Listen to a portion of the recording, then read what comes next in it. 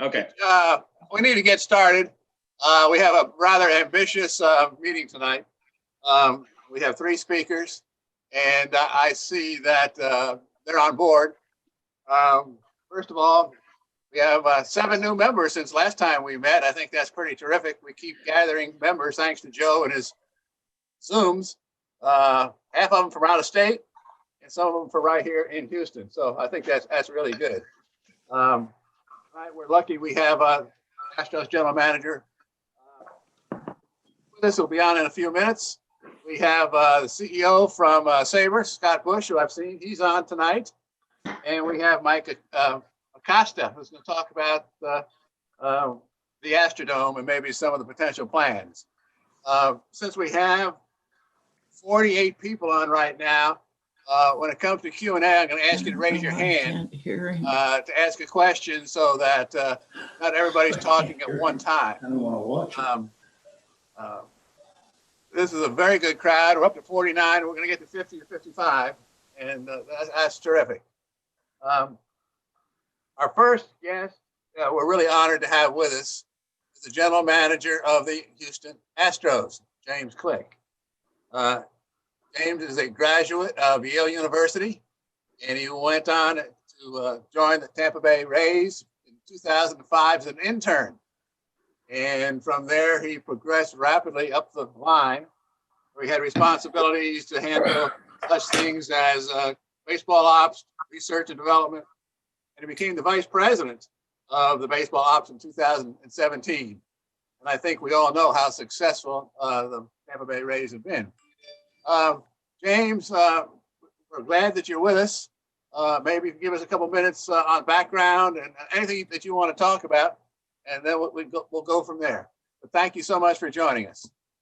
Absolutely. Thanks for having me. And if you can't hear me or anything, just raise your hand or wave wildly, and I'll try to fix the audio here. But really appreciate you guys having me.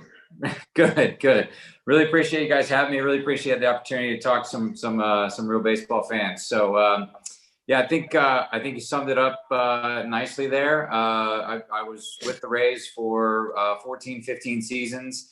Really cut my teeth there. Got to learn under some very, very talented executives. Obviously a Houston native, Andrew Friedman, for a long time. And then after that, Chaim Bloom, and who's with the Red Sox now, and obviously Eric Neander, who's still the general manager there in Tampa. So still trying to shake some of the Tampa cobwebs from time to time. Had a conversation with Jim Crane the other day when I was talking about, what are the best economical moves that we can make this offseason, and he called me a tightwad and told me I needed to shake off some of that Tampa mindset, and that this is the Houston Astros, and we're going to be aggressive and we're going to try to win. So I can't say enough good things about the Rays. It's where I grew up in baseball. It's where I learned pretty much everything I know in the game. But along the way there, crossed paths with a lot of good people from around baseball, including quite a few from the Astros. Bobby Heck, who's the former scouting director here at the Astros, was with the Rays for a long time. I don't think I would have this job if it weren't for Bobby. I know that Bobby got called by quite a few people here at the Astros to do some background work on me. And fortunately, he lied his face off and told them some very nice things. But beyond that, Morgan Ensberg is a AA manager for the Montgomery Biscuits. Rodney Linares is the third base coach. He used to be the AAA manager here. Chanda Loudermilk, who I don't know if she gets as much attention as she should, was on the HR side here at Houston for a long time. Came over to the Rays. She had the office next to mine at Tropicana Field, and she's really helping the Rays do a lot of good things, take care of their people, and that's something that's really really important to me. I learned a lot from her, and that's something that I really want to bring to the Astros. I've had a lot of conversations with Pete Patilla, Jen Springs, quite a few other people here about how we can do a good job of taking care of our people here at the Astros. And it's something that's first and foremost on my mind. But obviously, we got a major league team we got to put together. And we're excited about the fact that we're able to bring Pedro Baez and Ryan Stanek in. But those are certainly not the last moves that we're going to make this offseason. So we're going to keep our hat in the ring on quite a few guys that are out there on free agency, on the trade front. We may even do something where we trade from what appears to be an area of strength for maybe an area of the market that's not quite as lucrative, and then backfill with a different area of the market. So we've got quite a few possibilities still out there. We've got a lot of work left to do in a short time frame. So yeah, in terms of my own background, I hesitate to spend too much time talking. I don't like the sound of my own voice, and I don't know if anybody else does either. But I did come up primarily in the research and development department there at the Rays. That's still near and dear to my heart. But I think one of the things that the Rays do a really good job of, and I know it was something that was important to Jim Crane when I was coming on board here, was that I got exposure to all aspects of the baseball operations department. And so while I started out, my first job in baseball was with Baseball Prospectus. And on nights and weekends, I would update the spreadsheet that they had that lined up all the different player IDs from ESPN, the Sporting News, Baseball America, and everywhere else. So if you had, Alex Gonzalez and Alex Gonzalez, you had to make sure that they were pointing at the right Alex Gonzalez's. And at that time, I think there were 9 Randy Johnsons in baseball history. Abraham Nunez, there were 2 of them for some reason. So I grew to hate all of those players because we couldn't keep track of all the IDs, from Baseball Reference, from Retro Sheet, from everything else. So, but a lot of long nights and weekends trying to get that sheet in a good spot and help Baseball Prospectus off the ground. And from there, made some connections with Chaim Bloom and Andrew Friedman, as mentioned, and off we went. So it was a lot of fun there in Tampa. They've done a really nice job. They've done a really impressive job. But you could say the same thing about the Astros, and I'm just looking to continue to help us do that and win another world championship. So. Look, I don't want to spend the whole time talking about myself. I'm much more interested in your questions. But if they're about, old trivia and things like that, that is not my bag. Chaim Bloom is much better at that kind of stuff than I am. He can tell you Babe Ruth's shoe size.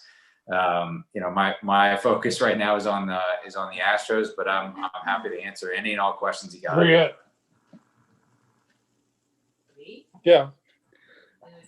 Oh, this is the GM of the Astros. Didn't know if you wanted to listen to him or not. No, please don't listen to me. No, go ahead and mute everybody, and then they can raise their hands. We don't need to do that. We're going to mute everybody, as we said, because we don't need any background. Questions? Come on, guys. I know that you got 100 questions you want to ask. What does it look like as far as spring training is concerned? Do you think we're going to kick that thing off next month, James? Yeah, I talked to Carl Snyder, our home equipment manager, home clubhouse manager, earlier today. We're planning on packing up the trucks on February 4th to try to get down there because we've just been told kind of what the intake procedures are going to be in terms of, we have to get there. And then you have to quarantine, you have to test and quarantine and then test again and then get in and get your physical. So as of right now, we're planning on being there. We're packing up the trucks on the 4th. The rest of us will get there shortly thereafter, maybe a week later.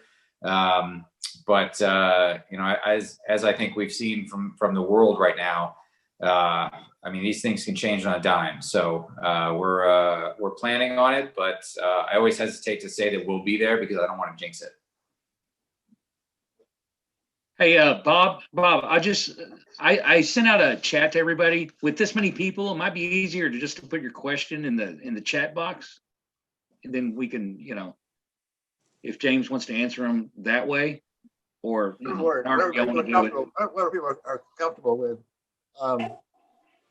Or whoever wants to go ahead and ask. James, go ahead. Yeah, speak up. Bill, go ahead. You got a question? Yes, James, when you came on board almost a year ago, I think you made a remark that you would take a look at the number of scouts in the organization and think about adding to that. Have you done that? We've taken a hard look at that. We have not yet added, but it is something that we are planning to do in the future. Right now, I'm trying to figure out the best way to put this. We obviously had a very difficult year economically from a baseball perspective. And so trying to be respectful of that, all of us are wearing 2, 3, 4 hats right now, and we're asking everybody to kind of stretch while we get through this economic time. But as soon as the things turn around and we get back to normal, that is something that I talked to Jim Crane about. I've had long conversations with Enos Cabell, Jeff Bagwell, quite a few other people here about that. I think we're all in alignment that more people out there getting to know these kids and not doing it all by video and by stats is the direction that we'll head. That said, we still want to make sure that we hire the best scouts. We want to make sure that we hire people who are going to really get the good information. But there's just some things that, you can't talk to a kid's coach over video. You can't talk to his teammates over video. You can't watch how he carries himself around the field. You can't talk to the family, very easily by just watching the video of the kid play. So it's something that's, from all my years in Tampa, I've seen the value of scouts and I plan to bring that here. Yes, Scott Bush, you got a question. You want to ask him, Scott? Sure thing. So James, I just was curious in the minor league restructuring, you guys are shifting to Sugarland for your AAA. Aside from proximity, what were some of the factors that led you guys there? Well, Jim Crane's made no secret about the fact that owning all of our minor league affiliates is a priority of his. And I think that we've seen that, the more restrictions that are put in place in terms of the draft and the international market, in terms of being able to really leverage resources there, places a premium on being able to develop players better than any other team and generate revenue and generate talent that way. And so owning a facility, owning a team allows just a greater degree of control and investment in the facilities. And anybody who's walked into some of these elite college programs recently, the ones that have redone their programs, their weight rooms, hired nutritionists, hired consultants, added coaching, et cetera, has seen, some of these kids, they come out of these SEC schools or Big 10 or Big 12 schools, and they step into the low minors, into kind of what they were looking at in high school. And so the ability to really invest in that facility, to provide our players the best off-field training was a huge part of it as well. Great. And sorry, just a quick follow-up. Yeah. So you own in Fayetteville and where else at the moment? Corpus Christi, Sugarland, and Fayetteville. The only affiliate at this point that we do not own is Asheville. But I've talked to the president and the GM there, and we're excited about that. I think that they're going to put quite a bit into the stadium there. I can speak personally. When I grew up in North Carolina, we used to go to Asheville in the summer and the winters, for hiking or for skiing. It's a really, really nice town, and I worry that I might have pushed just a little bit towards Asheville at that affiliate, just because I want to go back there and see friends and family. So, but the DeWine family has been involved there for a long time, and we've had some good conversations with them. If I could follow up on the North Carolina question, this is personal to James. This is Tal Smith. It's important, James, that we have confidence in your judgment. And I've got one key personal question. I know you went to Yale, but I know you grew up in Durham, which is a heartland of the ACC. My question is, Duke or Carolina? So Tal, I don't know if you remember this. We actually met in an arbitration review hearing with MLB probably about 10 years ago or something like that. But there's no reason you should remember me. Let me say this. I moved to North Carolina when I was 5 years old, right before kindergarten. And so my family had no historic stake in the rivalry there. And my mom worked at Duke for the first few years that we were there before she got a job as a high school Spanish teacher, actually at my high school. So I'm a Duke fan. I will wear that proudly. That said, I have quite a few friends who are Carolina fans. I respect them as people, but they've made a terrible choice as far as basketball goes. I have great confidence in you. I look forward to the same chance to visit with you someplace down the line. Absolutely. Can't wait. You take care. Okay. David, Malibu. Question. All right. With the minors not playing last year, well, how does that affect your player development and where you're going to place the players for the upcoming year? Yeah. If you got the answer to that question, can you let me know? Because we're trying to figure that out ourselves. It's a really tough question. Fortunately, we had quite a few players who were able to come to Corpus Christi for the alternate site. And then we had a player development camp at West Palm Beach after the season. So we were able to have quite a few people there to get eyes on them. Our coaches were able to provide them some instruction and get a feel for where they were developmentally. But it is an open question. Pete Patilla has done an amazing job with the player development crew here for quite some time. And I'm going to be leaning heavily on him and those guys, the coordinators, the coaches, in terms of where we place those guys. But yeah, you've hit it. Like that is a tough question. And if anybody's got the answer for it, please send me a message. We could use it. Thanks. Mike Vance. Great question, David. Mike Vance. Yeah, James, I think I speak for almost all of us that we check the Chronicle or ESPN websites almost daily waiting for free agent signings. There's been just this kind of standstill, and we understand, I think, some of the reasons. When do you expect that to open up and that logjam to break? Yeah. Well, is Jim Crane behind you? Because he asked me that, almost on a daily basis. I think we would all love to know the answer to that question. Obviously having brought in Stanek and Baez, those are two guys that we are pretty excited about.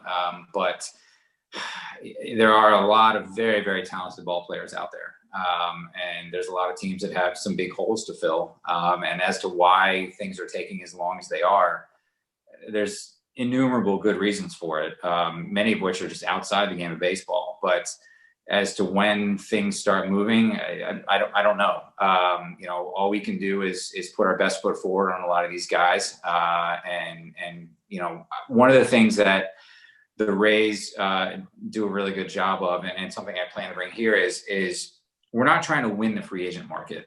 When we engage with a free agent, our intention is to put our best foot forward, is to put a contract out there that, if the player says yes or he says no, I want to try to feel equally on either side of that, because to me that means that we've put everything out there on the table. We put our best and final out there. We're not trying to lowball guys. We're certainly not trying to make mistakes and be so aggressive as to be foolhardy. But all we can do is put our best out there. And so we've got some obviously economic questions that we have to discuss. We need to be mindful of the competitive balance tax and the ramifications of that if we go over that line, especially with as much money as we have coming off the books, off the payroll after 2021. We anticipate being heavily involved in the free agent market next year as well. And so when you've got an historic class of shortstops, and hopefully there'll be one fewer in that historic class if we can have some good conversations there. But when you've got an historic class of shortstops, you've got some really talented starting pitchers out there, and quite a bit other talented players out there.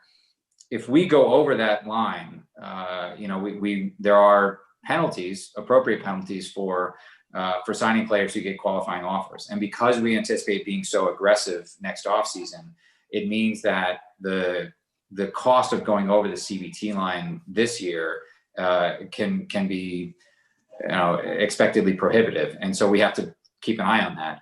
At the same time, Jim has made no bones about the fact that he wants to win, and he'll give us whatever we need to try to win. So it's that balance of winning now and winning for the long term. And we can't mortgage the future for the present. We need to keep this thing going for the long term. So That's a very long-winded and probably overly technical answer, but hopefully it provides you some aspect of it. But as to when the dam breaks on these things, your guess is as good as mine. Yeah. Speaking of winning now, Bob, did you want to make the comment that you sent me in the chat, or about keeping the Astros competitive compared to the Rockets and Texans? Because they seem to be going the opposite direction. I mean, how? Go ahead, Bob. Okay, well. We're fine with that. That wasn't me. Well, I know that the other Bob. Well, I can agree. It seems like every time I turn the radio on, it's days of our Texans' lives or days of our Rockets' lives. I mean, how can the Astros sort of prevent that? It's funny because I saw something on social media and Twitter not that long ago that said it was like a timetable, and it was like a year ago this happened to the Astros. Now they seem to be the most stable team in town. So, I mean, is that something y'all think about a lot? Or well, I certainly didn't anticipate being the longest tenured general manager in Houston sports, but by this point, we definitely keep an eye on that. One of the things I was really excited about, and I'm still excited about this. Don't let me say that I'm not. But coming to the same town with a guy like Daryl Morey and everything that he's done in basketball in particular, and I've met Daryl in the past, but I was looking forward to trying to set up some sort of a partnership with them.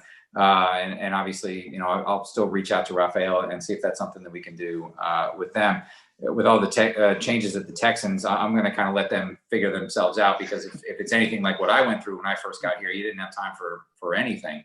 But there's a lot of benefit to cross-sport collaboration, and the Rockets have certainly done more to change the game of basketball over the last 15 years or so than any other team, and that thinking, that mindset, that ability to rethink the game is tremendously valuable, and it's something that the Astros have obviously done a really good job of. But the trick is keeping it going. The trick is not getting complacent. The trick is not resting on your laurels and saying, "Oh, well, we've solved baseball." We're never going to solve baseball, and if we ever start falling into that trap, I need somebody to come kick me in the head and remind me that that's not going to happen. So.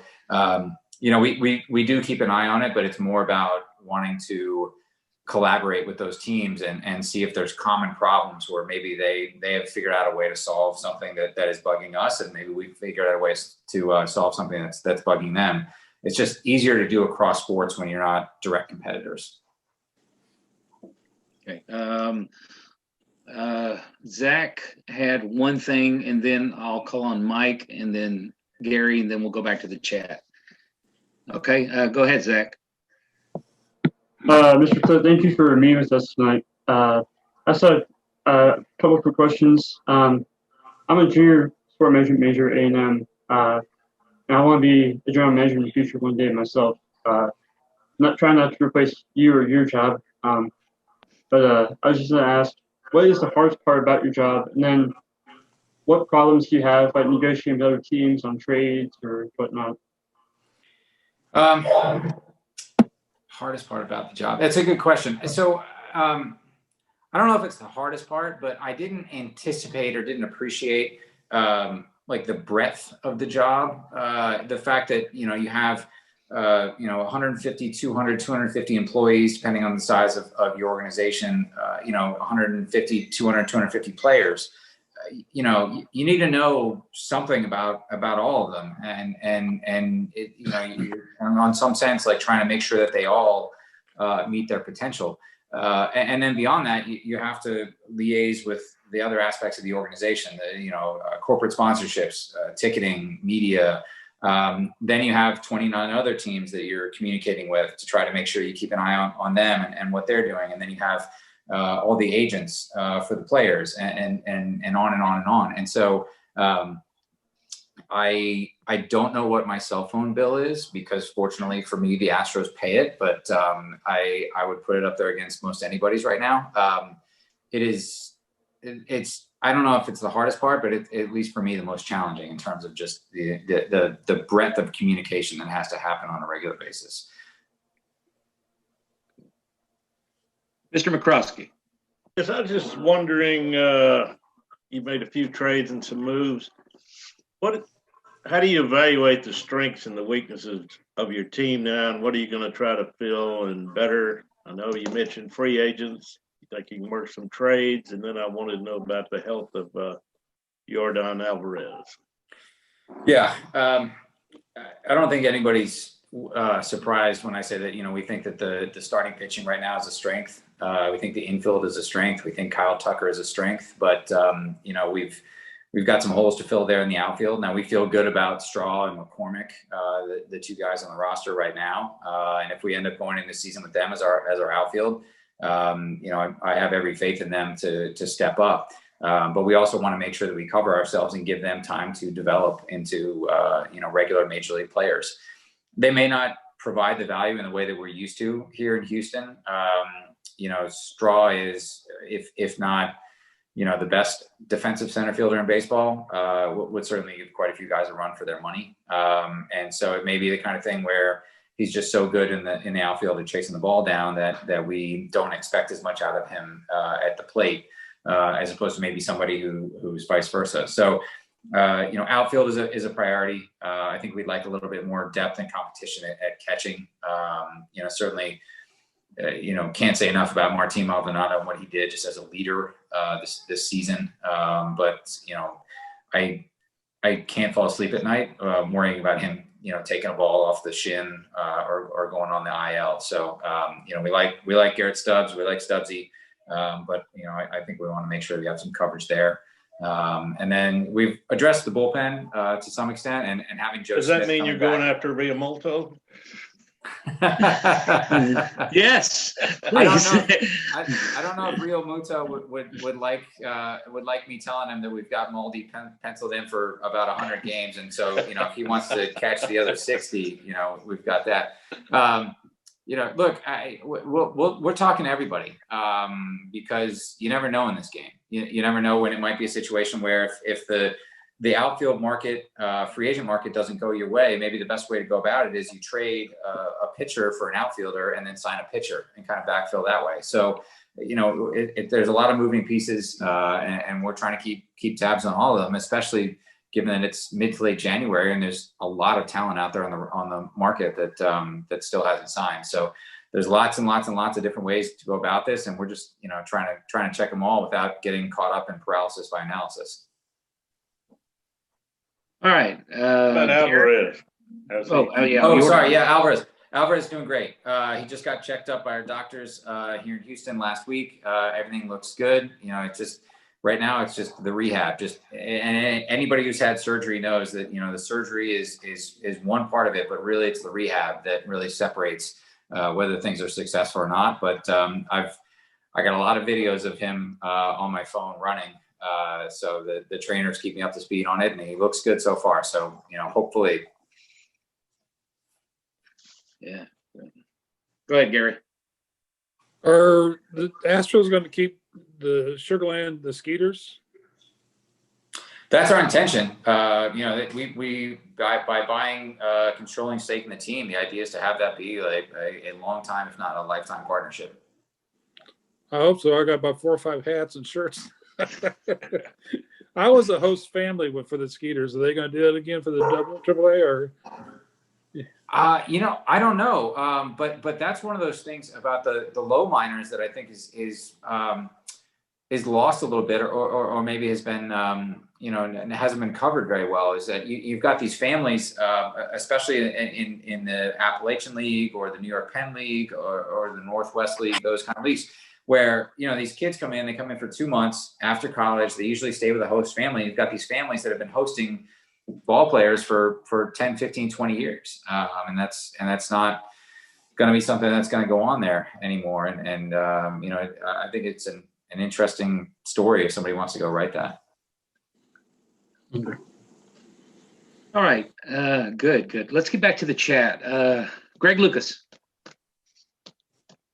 Thanks a lot, Joseph. I have a question that sort of has to do with what you just were talking about. One is that Alvarez, presuming his knees are okay, and with the fact that all 3 of the guys who were mostly the regular outfielders last year are gone, or presumably gone, is there any chance that, to give you more depth in the outfield, that Alvarez gets any work, presuming his knees are okay, at a position other than DH? Yeah, that is entirely a medical question, and it will be entirely about what his knees can do for us on a daily basis. His bat is too valuable to risk.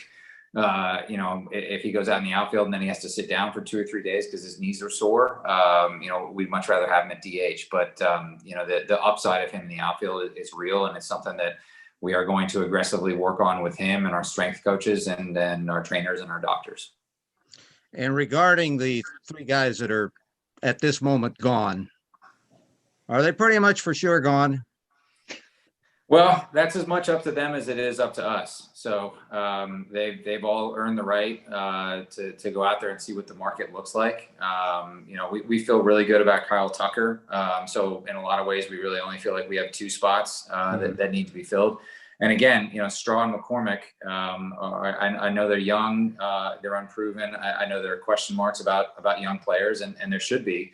But we also want to make sure that we don't cut off the upside of one of those guys coming in and surprising us. And so, what does that mean for the roster? Well, that'll be remain to be seen.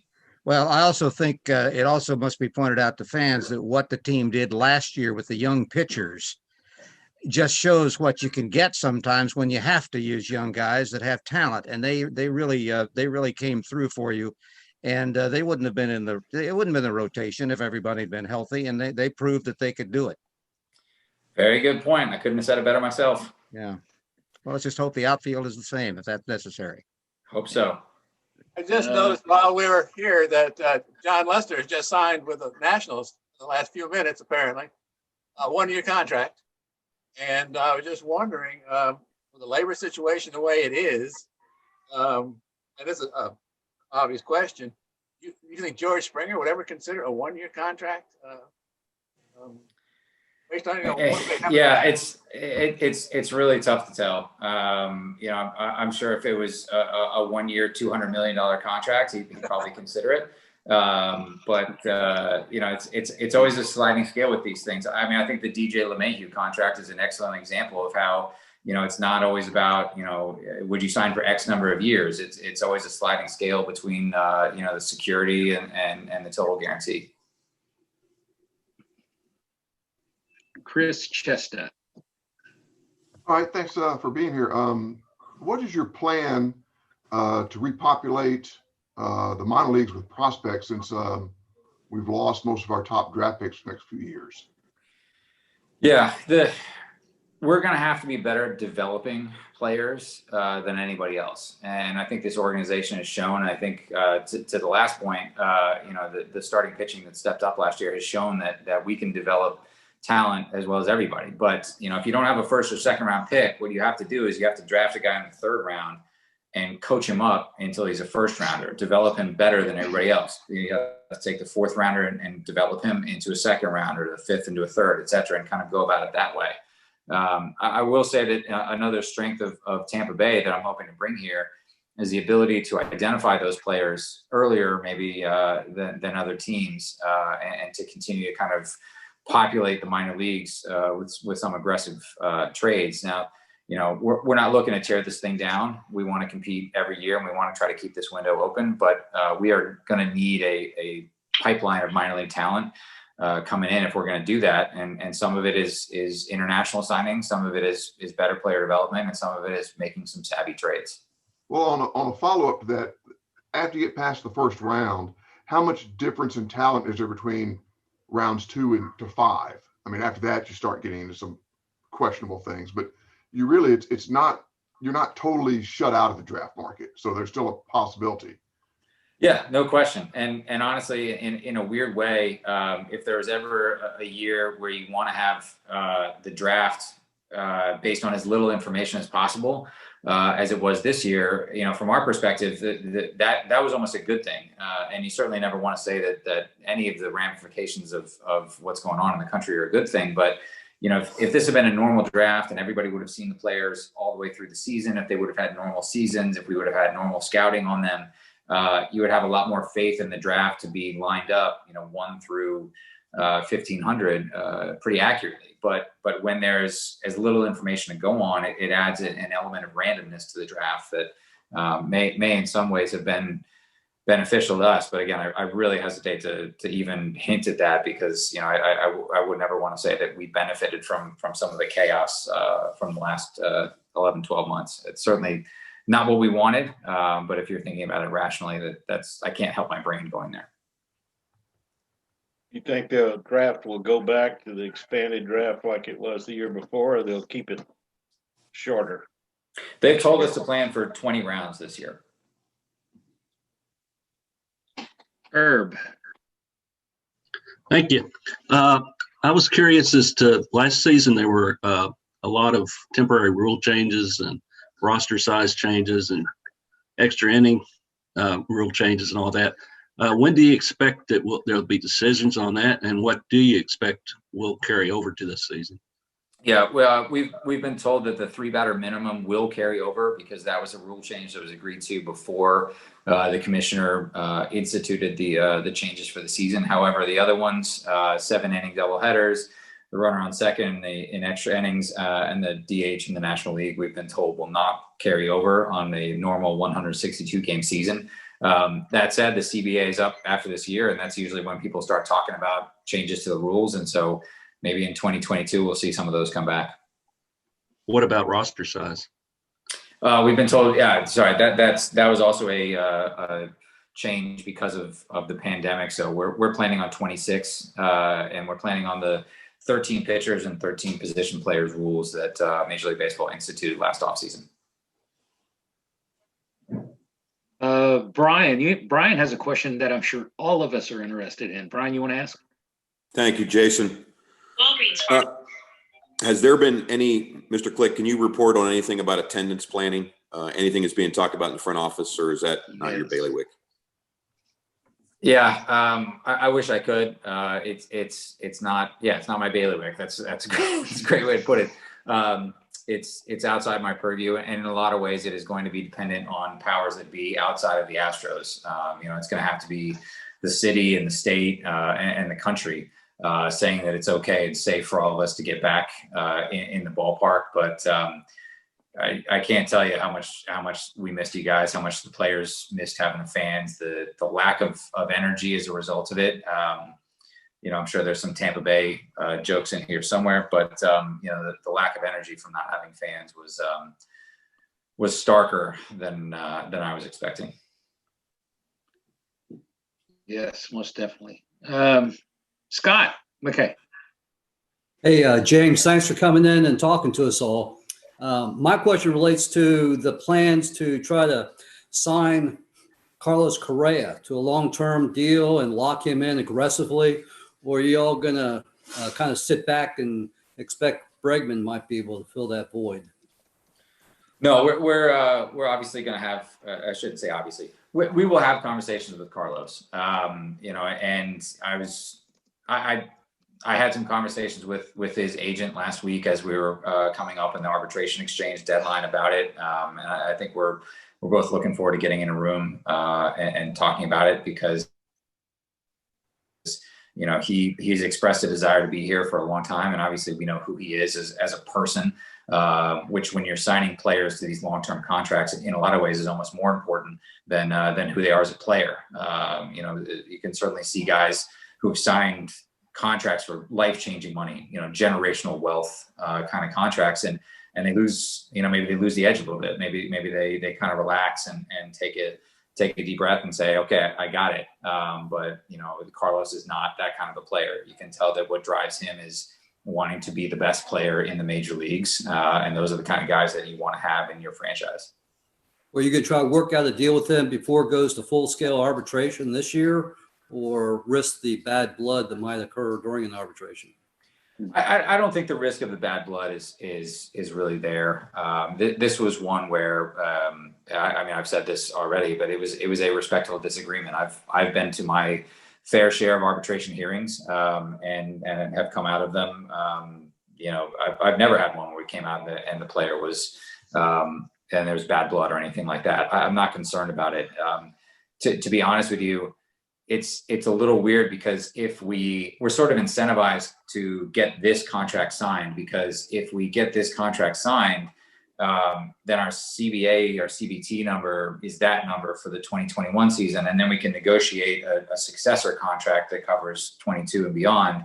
And so we can be much more aggressive in 2022 because of how much payroll we have coming off the books after this season.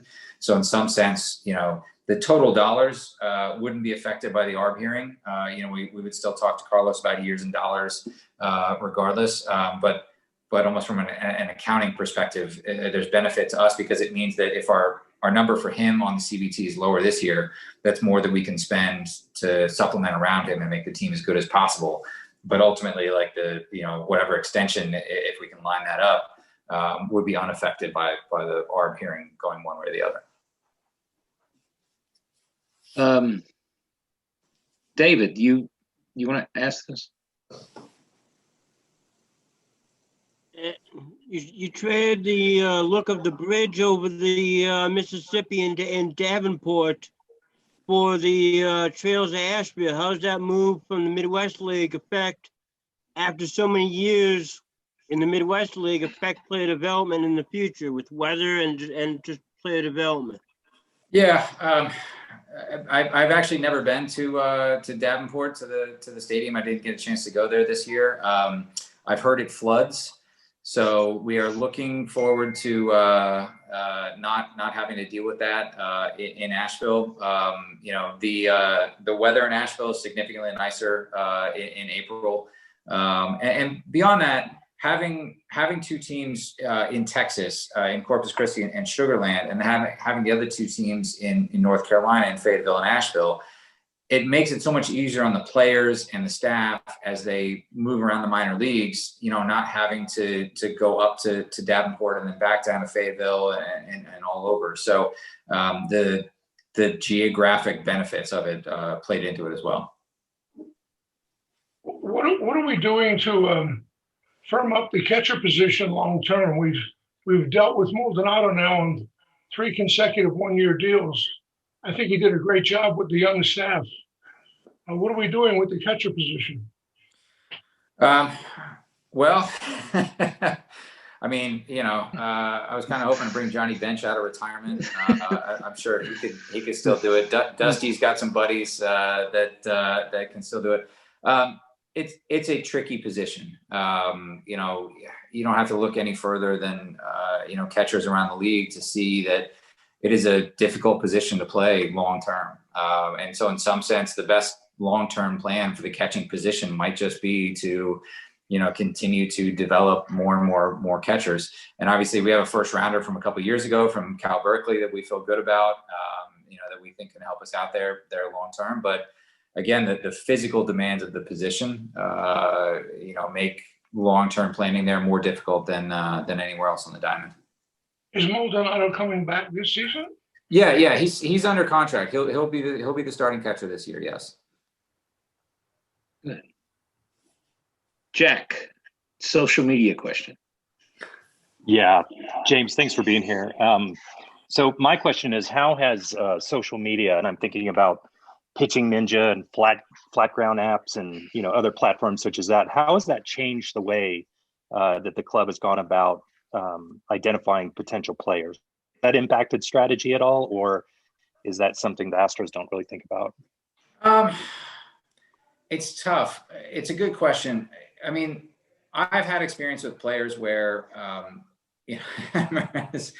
was walking through the locker room once, and a player put an iPad in front of me, and it was Fangraphs defensive rankings, and had him lower than Kyle Schwarber in corner outfield. And he said, do you believe this? I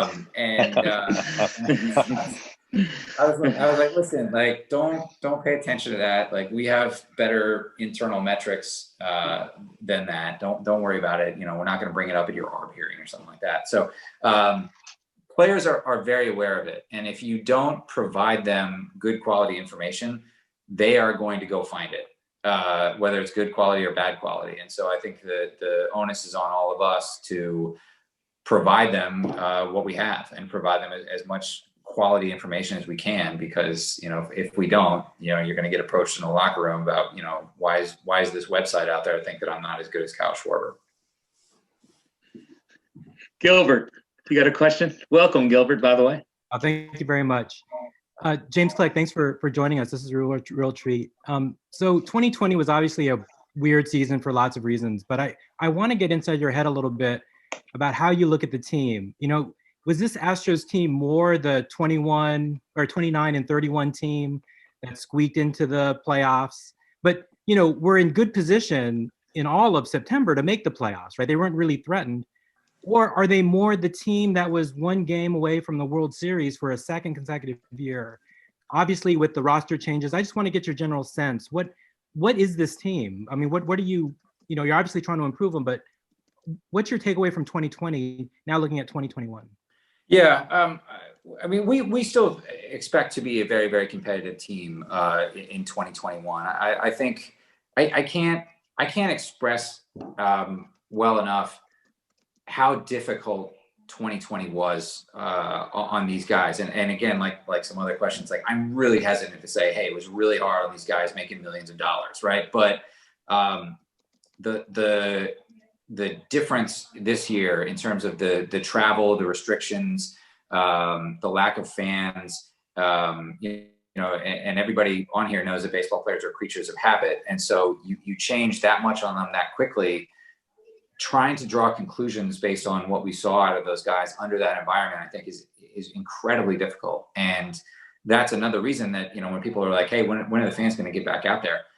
Not soon enough, because, you can tell that these guys draw energy from the crowd, and we need that. And just to put that back in there. And so, hopefully we get back to normal, and then it allows them to draw on that energy and keep going. And I'm sure somebody out there is saying like, I thought you guys were all hyper rational in Tampa Bay, and you don't believe in team chemistry and all that kind of stuff. But you can't be around these guys, especially the way that season was, and as locked down as it felt, right? I mean, you're on the plane, you're in masks. You're on the bus, you're in masks. You're not allowed to meet up in your hotel rooms. You're not allowed to go out for a drink. You're not allowed to see your family. You're not allowed to go to a restaurant.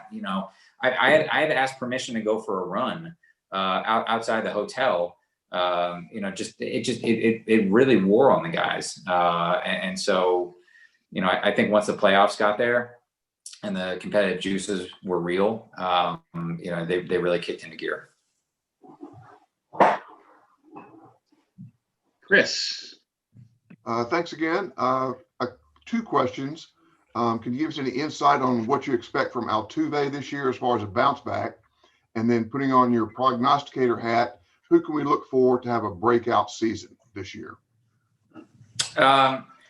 Tuvi's been working out at Minute Maid with Joe Espada this off season, and I think he would be the first one to tell you that wasn't the guy that we expect, and so.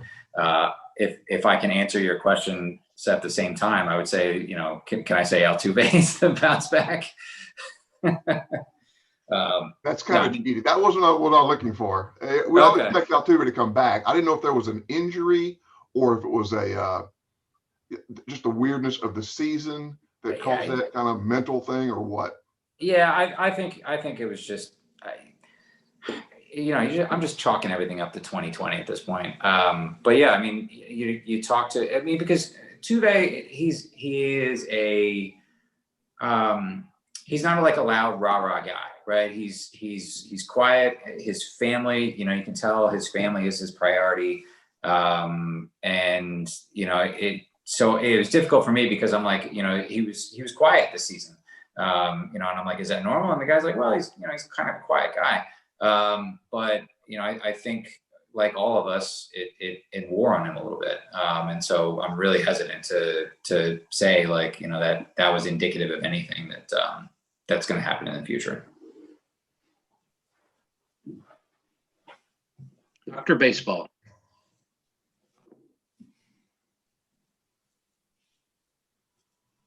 We can't really hear you. You had a question. How about John Bateman? Yeah, well, that was a little tongue-in-cheek comment there, but I just want to thank James for coming on. And I really appreciate him agreeing to talk to my students here in a week or so. But I'm looking for a good year from the Astros, and I'm sure he's going to give us what he can. The one question I had was, we've been into Moneyball here for quite a while now, and all the low-hanging fruit is gone.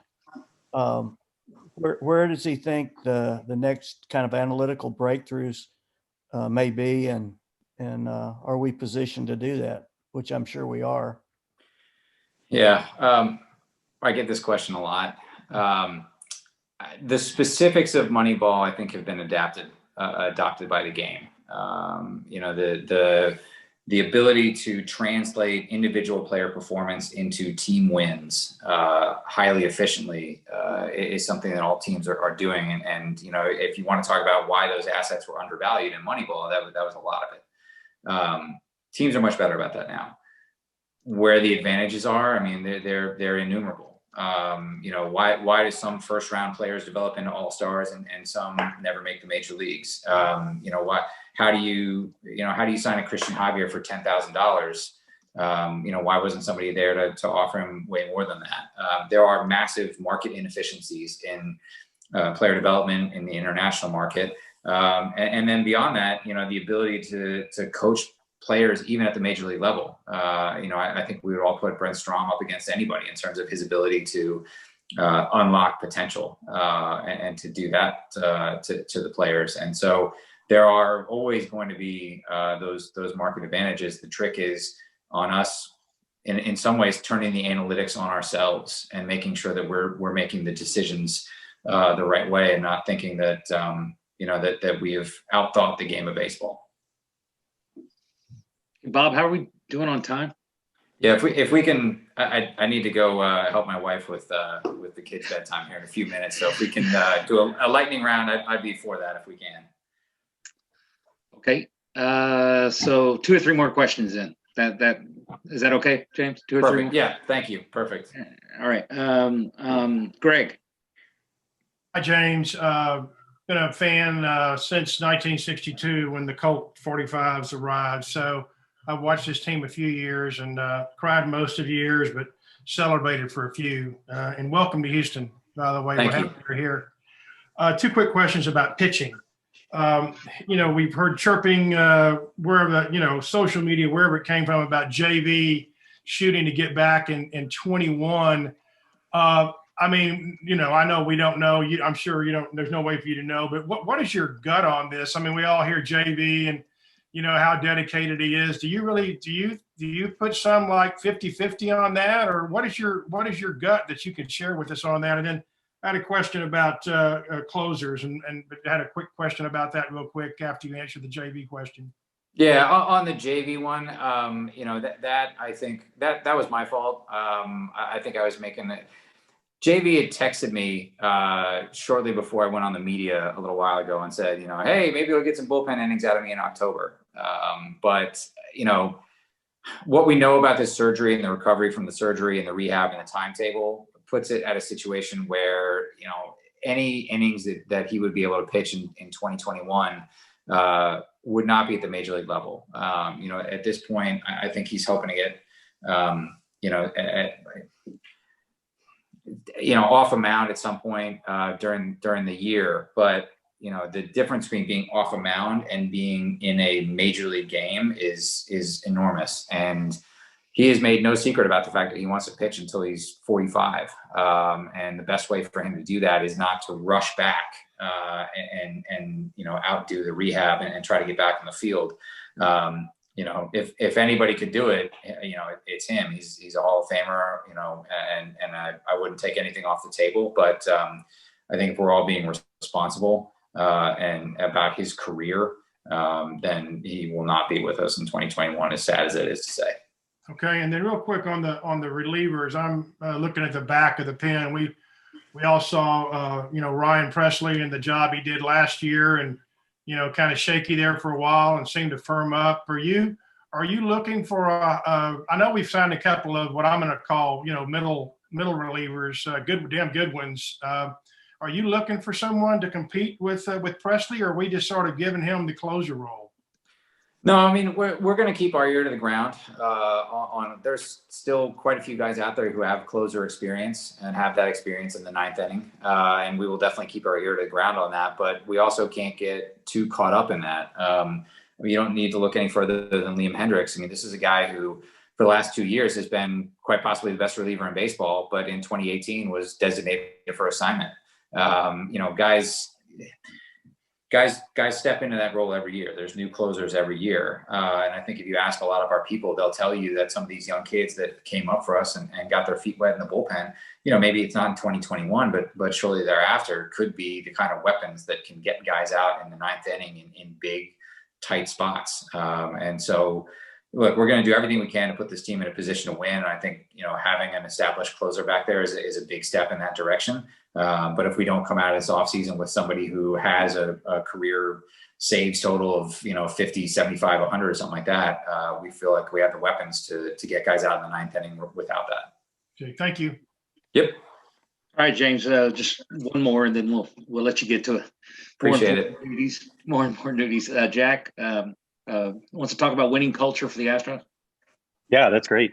James, once again, thank you so much. One of my favorite quotes is Peter Drucker's "Culture eats strategy for breakfast," and it seems quite relevant as we consider Houston sports right now. What do you believe to be the keys to a winning and healthy culture for the Astros? Openness and honesty. I think even if the truth hurts, people place such a value in you just shooting them straight. I think this is something that Dusty is really good at. He's told me he's beyond the point of caring, and he's just going to tell you the truth. He may not like it, but it has to be the truth. And it's something that just goes such a long way. Not even just with the players and with the coaching staff, but upstairs with the front office. And if it's good news, bad news, whatever it is, I'm going to prioritize telling people exactly what it is. And if we have that openness, if we have that communication, we have that trust, it makes all the other conversations, it makes all the other changes that much easier, because in this game, a lot of times you're asking people to take risks and you're asking them to change the things that have been successful to get them to the major leagues.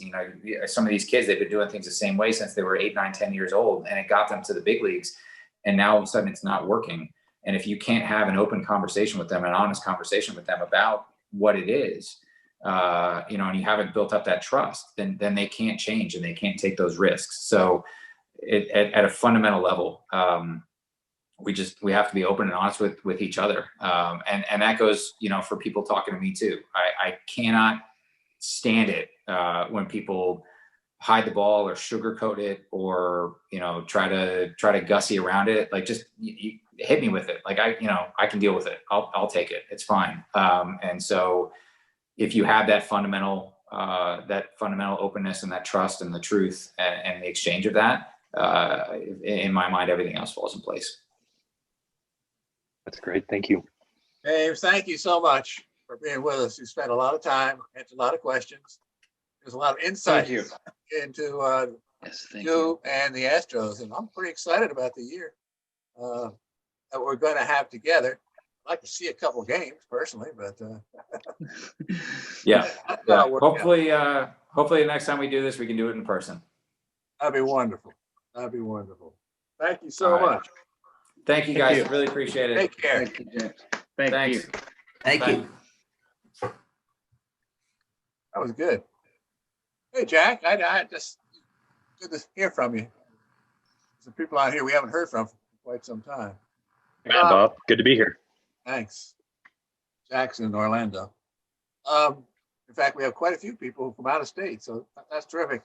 According to my calculations, we peaked at 60, so that's pretty good. Let's switch gears and go to the Chief Executive Officer of SABR, who has been with SABR since 2018. He has quite a baseball background and a business background. He used to be the Assistant General Manager of the St. Paul Saints, and he's a pretty dynamic guy. So, Scott Bush, I'm going to turn the meeting over to you, my friend. Well, I appreciate that, Bob, and thanks again for having me. It's wonderful to see so many people. When we all got forced into doing these virtual meetings, I wasn't really sure how membership was going to embrace it, and it's really been fabulous to watch. And a lot of nights, including tonight, there are multiple different, very great meetings that are going on. The Boston chapter right now is meeting with the former speechwriter for George H.W. Bush, Kurt Smith. So I'm sure that's a pretty good meeting as well, and pretty terrific to pop in on a meeting and have a big league club's general manager answering questions. So kudos to you guys, and I hope you get a chance to check out what other chapters are doing as well. I'm here really to talk about a couple of things that are coming up on the calendar. The first is SABR Day. So we will, for the first time, be having national programming for SABR Day on January 30th. And you've probably seen the emails by this point, but just in case you have not, we've got both Bob Costas and Hall of Fame President Tim Mead joining us for that. Really excited to have both of those guys involved, and then we also will have some special virtual guest appearances from folks throughout the baseball industry. So it's a fun event. Hope you can join us. We've already got over 500 people signed up, and I hope you'll be the next. The other thing I just wanted to bring up briefly, and this got touched on in the conversation with James, is analytics. So the analytics conference this March will also be virtual. That is March 11 through 14. If you've ever had a question about what the event is like, or what topics get discussed at the analytics conference, it's a great opportunity to check it out because it's way less expensive than an in-person event, and you don't have to travel to Phoenix to see it. So if you've ever wondered about it, I hope you'll check it out. Final thing, I'm sure that I'll get asked if there are any questions, so I'll address it preemptively. Convention. I would expect we will have word one way or another on this year's convention before the end of the week. This has been a discussion point for myself and the board for a couple of weeks now. Every option is on the table, and I expect that we'll be in a position to make a decision before the end of the week.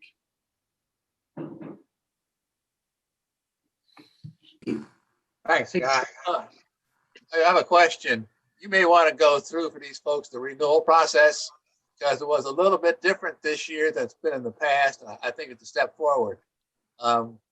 If you could let the folks know how we're doing it now, how you're doing it now, so that we have as few people as possible whose membership will lapse. Yeah, sure thing. So this goes back to July of 2019.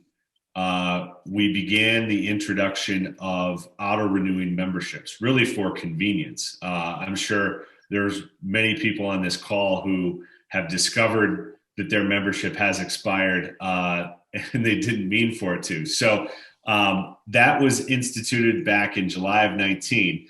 It takes a full cycle to catch up, because obviously we wouldn't sign you up for that membership without letting you know. And so beginning in July of 19, every person who signed up new or renewed moving forward on a one-year membership was then signed up for an auto-renewing membership. So, and again, that applies for one-year memberships only. If you're a 3-year or a 5-year member, you still need to proactively go in and update. So the only reasons that your membership would expire at that point would be, one, your card expires, or you get a different card, or two, you proactively opt out of the auto renewal, which you can do. And if you would like to do that, the staff is more than happy to help show you where that is. Really, it's as simple as canceling an invoice on your profile. But if you've got any questions about it, we're more than happy to walk you through that.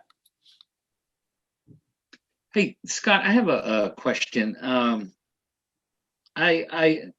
really appreciate everything you're doing with SABR, and I've read a lot about what you guys are doing and stuff like that with the different programs. But the question I have is, what is SABR, or are there any programs out there that are specifically driven to attract young people? You know, and yes, I'm going to be 50 next year, so I don't really qualify. It's like my kids; they're in their 20s, and even my grandkids. You know, what is something that are playing video games? I mean, what is something that SABR is going to do to attract my kids and my grandkids? Yeah, that's a really good question, and one that I promise you comes up at every single board meeting and virtually every staff meeting as well.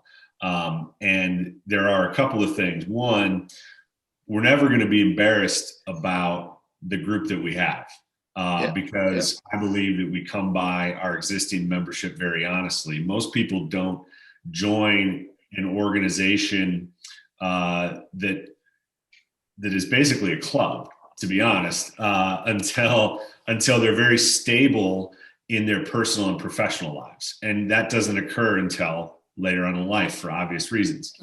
That said, I think that there's a lot that we can do to attract younger folks. And I think that begins specifically by being more relevant to them pursuing their professional interests.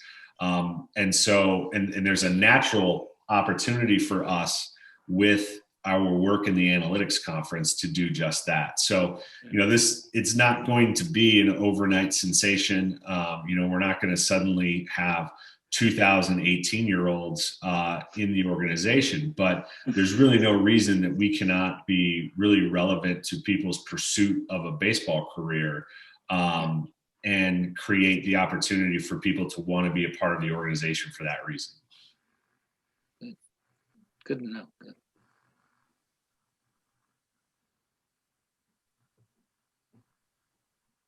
Your information, Joe is a professor at the University of Houston. He's working on. I did know that. Yeah, I did know that. He's working on a program where we can have a symposium or something as soon as we can get together, and maybe bring in a bunch of students, talk about baseball, talk about Houston, talk about the Colt 45s, whatever it may be. So that's one of the projects we have going down the road. And Joe, you were involved in a research presentation at the analytics conference last year, correct? You had a student who presented along with Eno Saris. Oh, I don't know. Okay. I don't know. There was a University of Houston student who presented at the analytics conference last year. Wow. And, okay. And it was, just an example of the type of thing I'm talking about. I have to check that out.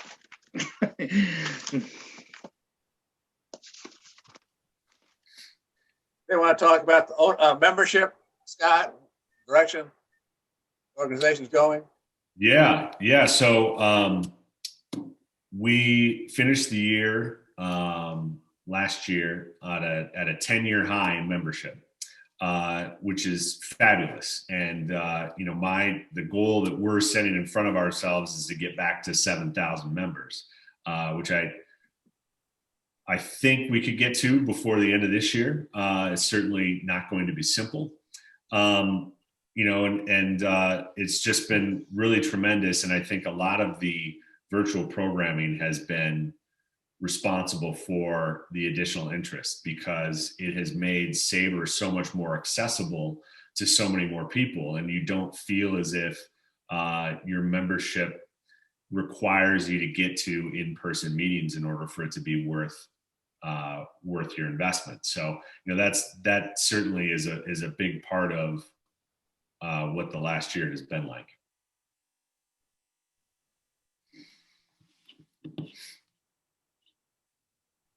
Any more questions for Scott?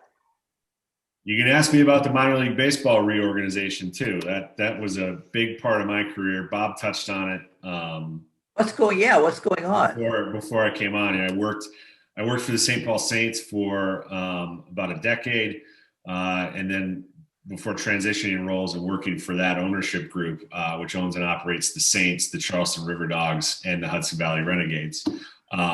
So I like to think I know quite a bit about that business. Will they be stuck at 120 minor league ball clubs? So that is the move, and I believe it is Major League Baseball's intent to keep things that way. So that creates 4 affiliates for each big league club. The 120 could change year to year. They're gonna have 10-year agreements here at the outset, but my understanding is there's a lot of latitude for Major League Baseball to make changes if they feel it's necessary. I see where York is suing the Astros for pulling the contract, and you anticipate any more clubs doing that? They talked about how it devalued the franchise. I think about all those teams that are losing the money and their value that have counted on it and invested in it for years, and what's going to happen there? Yeah, it's difficult. There's going to be lawsuits. I think I'm aware of at least 2 so far. The challenge is all of these relationships were governed by an agreement between Major League Baseball with a capital M and Minor League Baseball with a capital M. The latter of which's office was located in St. Petersburg, Florida. And Minor League Baseball with a capital M no longer exists as an entity. And the agreement between those 2 sides expired on September 30th of 2020. And so with the expiration of that agreement, I don't really know that there's any basis on which to bring suit, unfortunately, because there are teams and cities that are left out in the cold in this arrangement. A lot of the markets will have baseball in some form, whether it's independent ball. There's a new draft league that's being introduced. Collegiate wood bat is an opportunity. But there are other markets where there is no, such as Lancaster, California, where there's really no natural league for that operation to join. And so then baseball essentially goes away. And so that's difficult. And there's really no easy answer for the people that work there, the fans, or the city, which, has built the ballpark. Why did Major League Baseball push so hard for this? Well, James is not the call anymore, right? No. Candidly, Astros ownership was one of the biggest champions of this effort.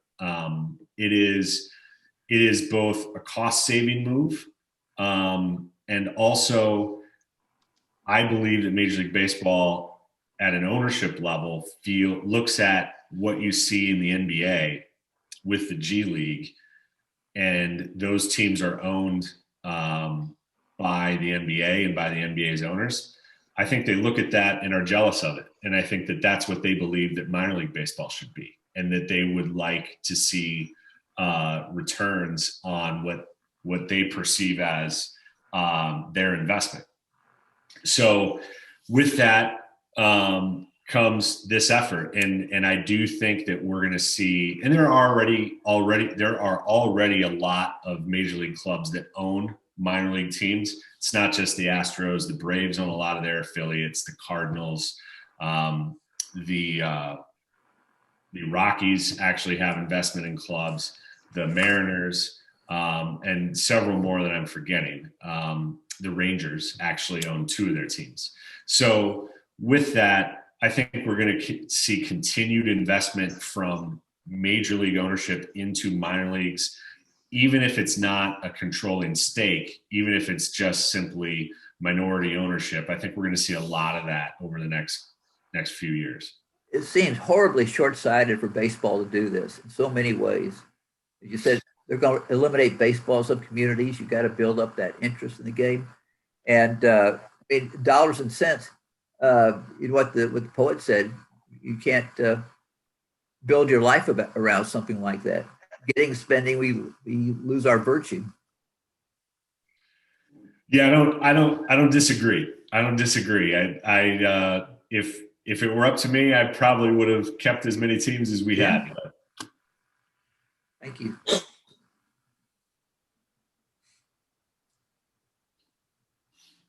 Scott, Any more questions? Go ahead, Scott, I have a question for you. Since you're familiar with the St. Paul area, do you think there'll be 2 or 3 AAA leagues, and where do you think St. Paul will finally end up? So from what I've heard, it will be 2, but I believe the International League will be split into 2 different divisions. So wouldn't be hard to call that 3 different AAA leagues, but I think it'll technically only be 2. And St. Paul will be in the International League.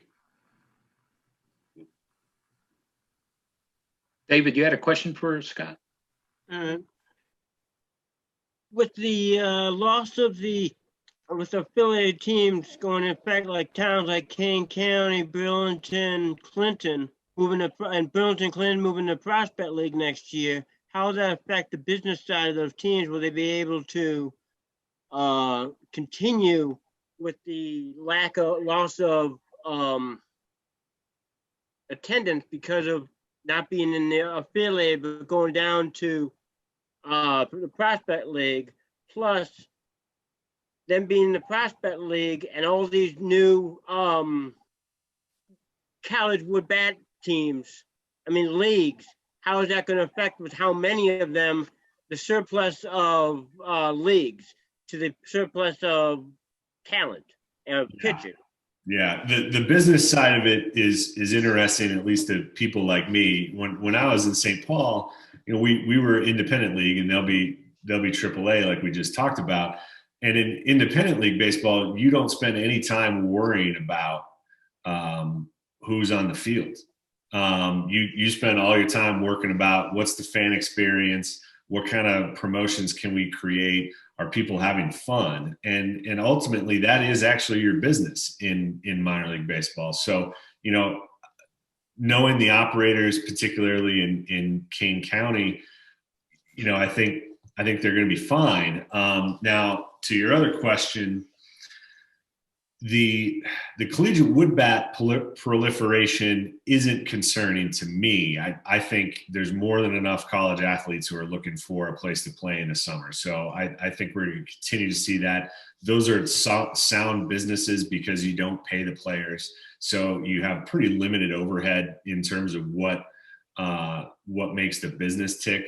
The thing that's concerning to me is actually the expansion of independent league baseball, because independent league baseball is very difficult to turn a profit. You mentioned, David, a couple of teams in Iowa. The Sioux City Explorers have been part of independent baseball for quite a long time, but to my knowledge have actually never really turned a profit.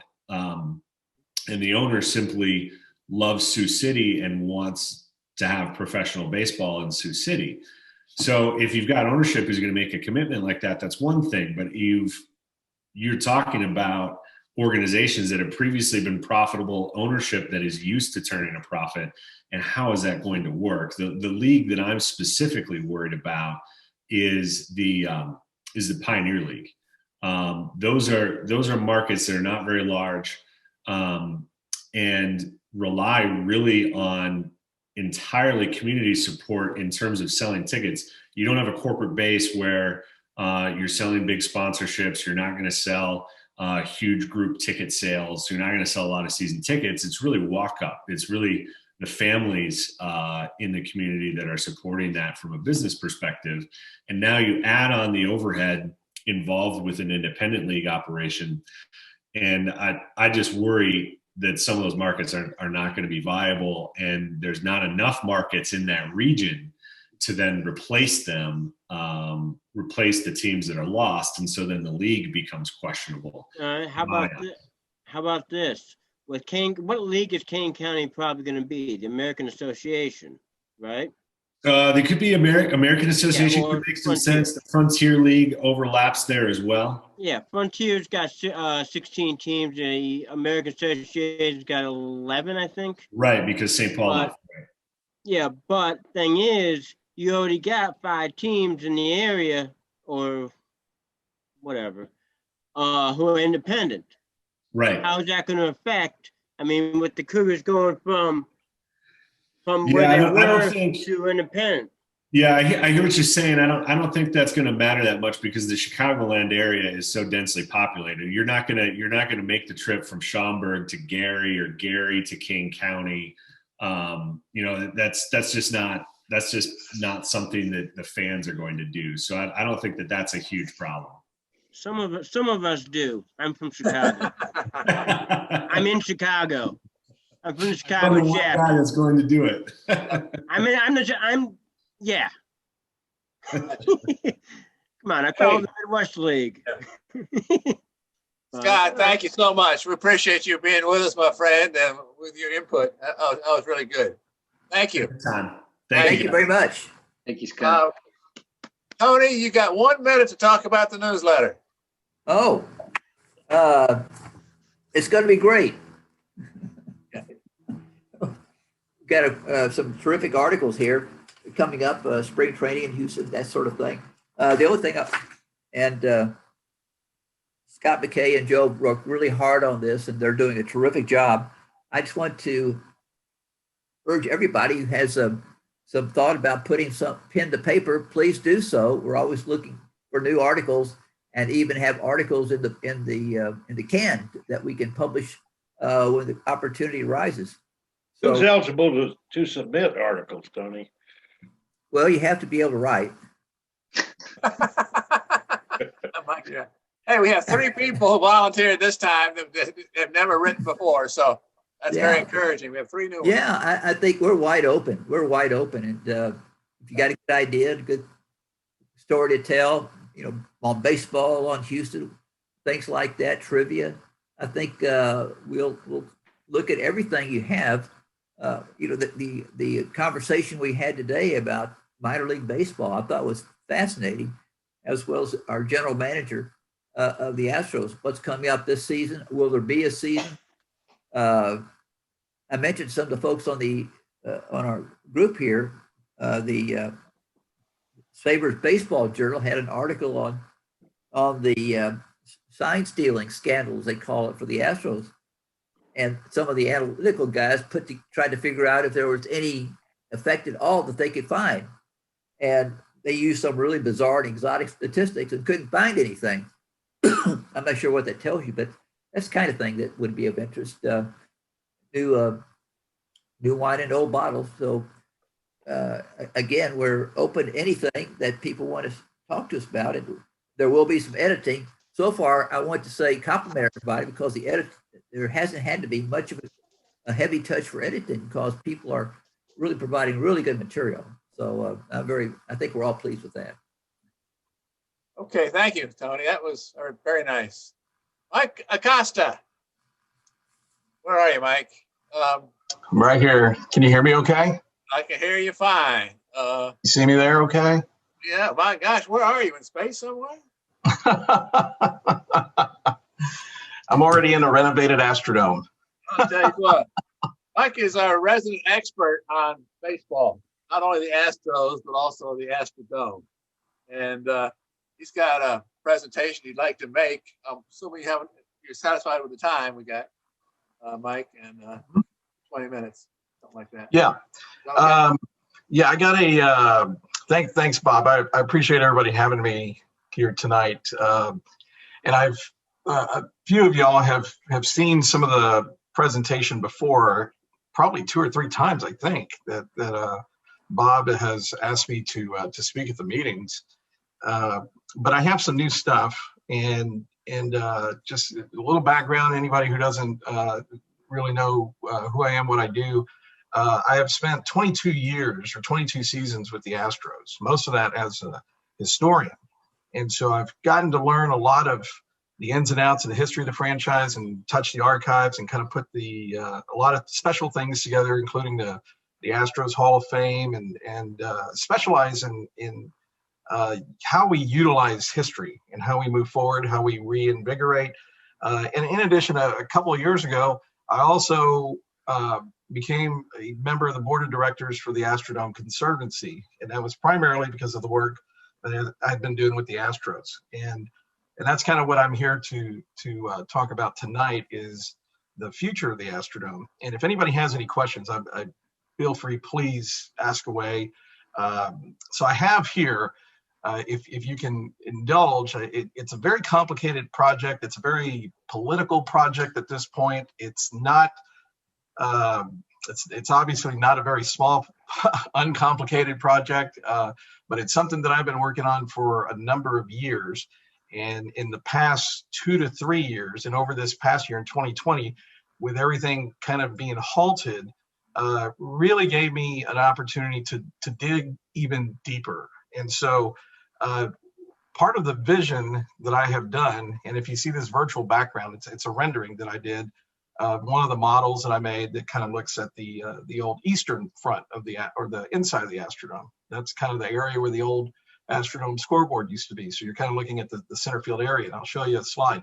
But I want to start off by showing you, it's about 5 minutes. It's a little under 5 minutes. It's a video. I promise it's not too boring. It's very fast moving. It shows a lot of the renderings.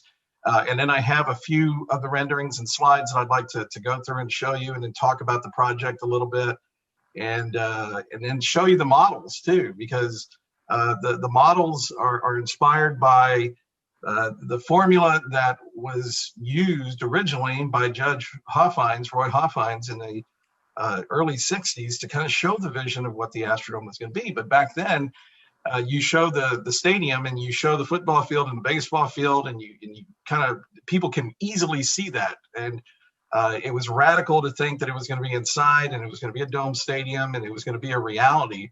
Now the difficulty is to show people that you can take that building that is very well acclimated to the world and repeated the world over, and into something new and something vibrant and for future generations to enjoy. And that's something that's the biggest challenge. And along with that comes the money. So I'm going to share my screen, and we're going to start with this video. Can everybody see the screen? Yeah. Okay. Yep. I'm gonna go to a full screen, and hopefully I know that the volume is turned up, but I'm gonna go ahead and play that now.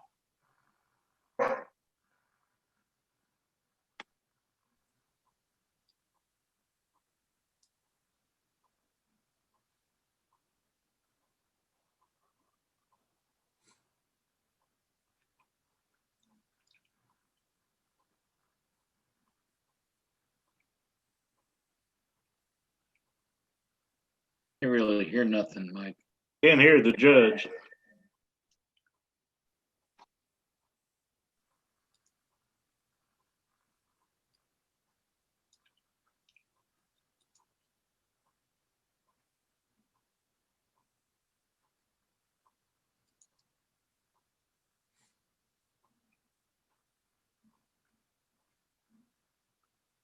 Mike, we can't hear the volume on the video.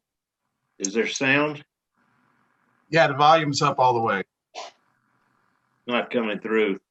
Are you not hearing any volume at all? Nothing. Do you hear anything now?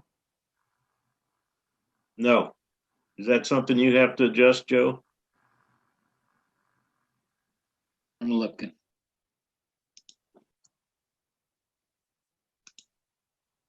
Oh.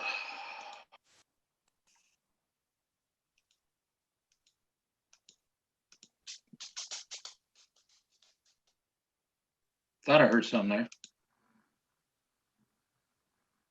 No, I just can't hear it.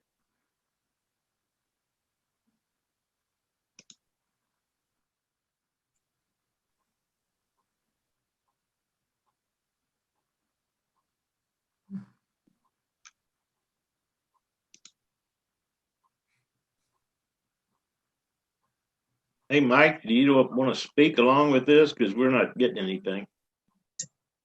But this video is going to move too fast. The renderings it's built for the sound, which is the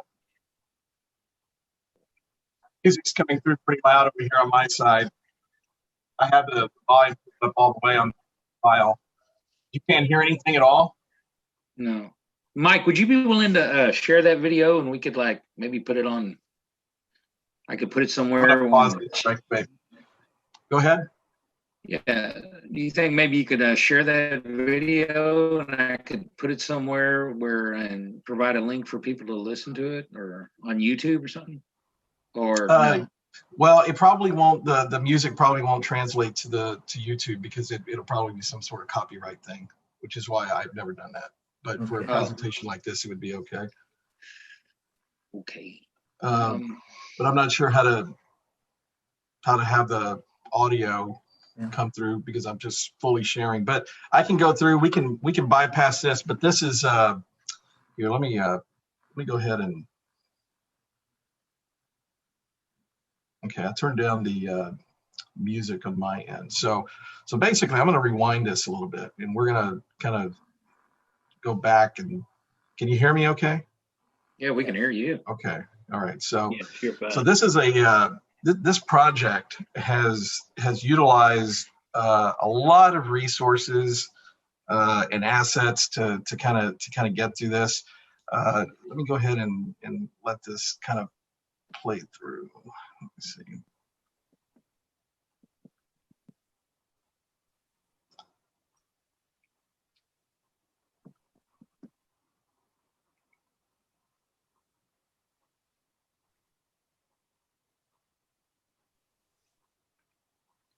All right. So in going with a project like this, one of the biggest things, if anybody has paid attention to what has gone on in the proposals for the Astrodome, is that it seems that nobody really paid attention to how the building is actually constructed and what are the key engineering and architectural elements of the building, what actually keeps it standing. And if you understand that, if you have a some sort of grand vision of that and how the building actually lives together, and know how it's, you know what is key to keeping the building up, what you can remove, and what you can change. And part of that is removing the stadium part of the Astrodome, because we have NRG Stadium next door. We have the NRG Center next to it as well. And so I wanted to create something that was a lot more dynamic and something that complements the complex around. And so this model and the series of models that I've done, a long time ago, I built a model that showed the big overall vision. You could see the floors change. You could see how different events would come in, but you couldn't see how the building, the nuts and bolts. You just saw the meat and potatoes, but you didn't see the nut and bolts of it and how it was going to function on a multi-level way, because that is going to be very, very important to having something that I call flexible architecture. And flexible architecture means that the building is going to be set up not only for the next, first 5, 10, 20 years, but it's going to be able to sustain itself for many generations. And it's going to basically take the same equation of multi-use, multifunctional, but in a modern way, in a way that, if we needed to have sports in there, we could, but it would be a different type of building than what we have known it. It's a different way of thinking, and how you connect the different levels, what the levels do, the different components of the building, how we repurpose those, the new names for the levels, what goes on there, what is a private versus public area in this building, because this building is in this design is going to be a private public project from the get-go. And so there's a lot of different atmospheres, branding techniques, all sorts of historical elements that are brought back, that are shown to new generations of people, that people who have been in the Astrodome really appreciate a whole new level of entertainment using technology that is there now and today. And so it started with some models, and it's just progressed. And so what I wanted to do was create more models that come apart, that you can actually see the concourses, you can take the levels apart. And that's kind of what I have here that I'm going to show you in a second. But these are some of the imagery that I have of what the concept is of showing how the interior of the Astrodome will change. And part of that is really introducing a lot of new natural light that will come in, because the dome for the most part is kind of like a big donut. And because you have the stadium structure in there, it prohibits a lot of natural light from coming in. And that was a key component from the center part of the Astrodome up at the apex of the dome, which I have relabeled the oculus. And if you're familiar with an oculus, if you look at the Pantheon and how the natural sun comes in from through the building, we would have something like that and kind of a halo, a ring effect up on the top of the building. But I'm just going to go through these pretty quick. And this was part of a presentation that I did a while back. These are the various levels. Like I said, I really needed to have a deeper understanding, and it's for somebody who is actually working on the project and the thought process that goes around it, how people move through the building. I really needed to create something where I would walk the building, look at the blueprints, look at the columns, look at the actual structure of the building. Again, taking into account what is needed to have the building actually structurally standing and what we could not remove, what is used as air handling, mechanical rooms, just looking at all the different spaces. And so, I wind up with a quarter section model of the dome. And this was a model that I started to build. I got it right here with me, and I'll show it to you and how it comes apart. But these basically just sit on top of each other. And one of the original architectural models of the dome that was built, in fact, the one that was at the groundbreaking, was one that came apart. And you never really, you could see it in some photos, but a lot of people didn't know that. And that was really where people saw how the seating levels were going to be arranged. And now more than ever with this project, it's going to be very important to show what is on every level. And so this is a model that is pretty large. I have here in this room with me. This is one that it's not complete yet, but it's a pretty larger scale model that I'm putting together that shows the center, what is the center field area, if you're familiar with it. And it shows the relationships. It's not complete. This is how it looks right now, but it's not complete. It'll have a lot more details added to it, but you're looking at from ground level and also sub levels underneath the ground, 25 feet below grade level. And this is kind of a cross section, just to show you how the space is going to be renewed. And again, this is missing a lot of design elements because I just started working on this last month, and I kind of work on it a little bit at a time. And again, the whole inspiration behind these models is to really go back to something that was used back in the 1960s. And if you see Harry Kraft and Bill Giles and Judge Hoffines there, with some of the models that were built and kind of using that same cue to in a modern way. I think it still shows. I think people can look at renderings all day and all night, and you can talk about plans, you can talk about a building, but when you have something that's right there in front of you, it really brings the project to life. And once you're in the building, and that's the great fortune that we have with the Astrodome, is that it is there today. And we can actually have people go through and we can show them the plan. So this is what it looks like right now.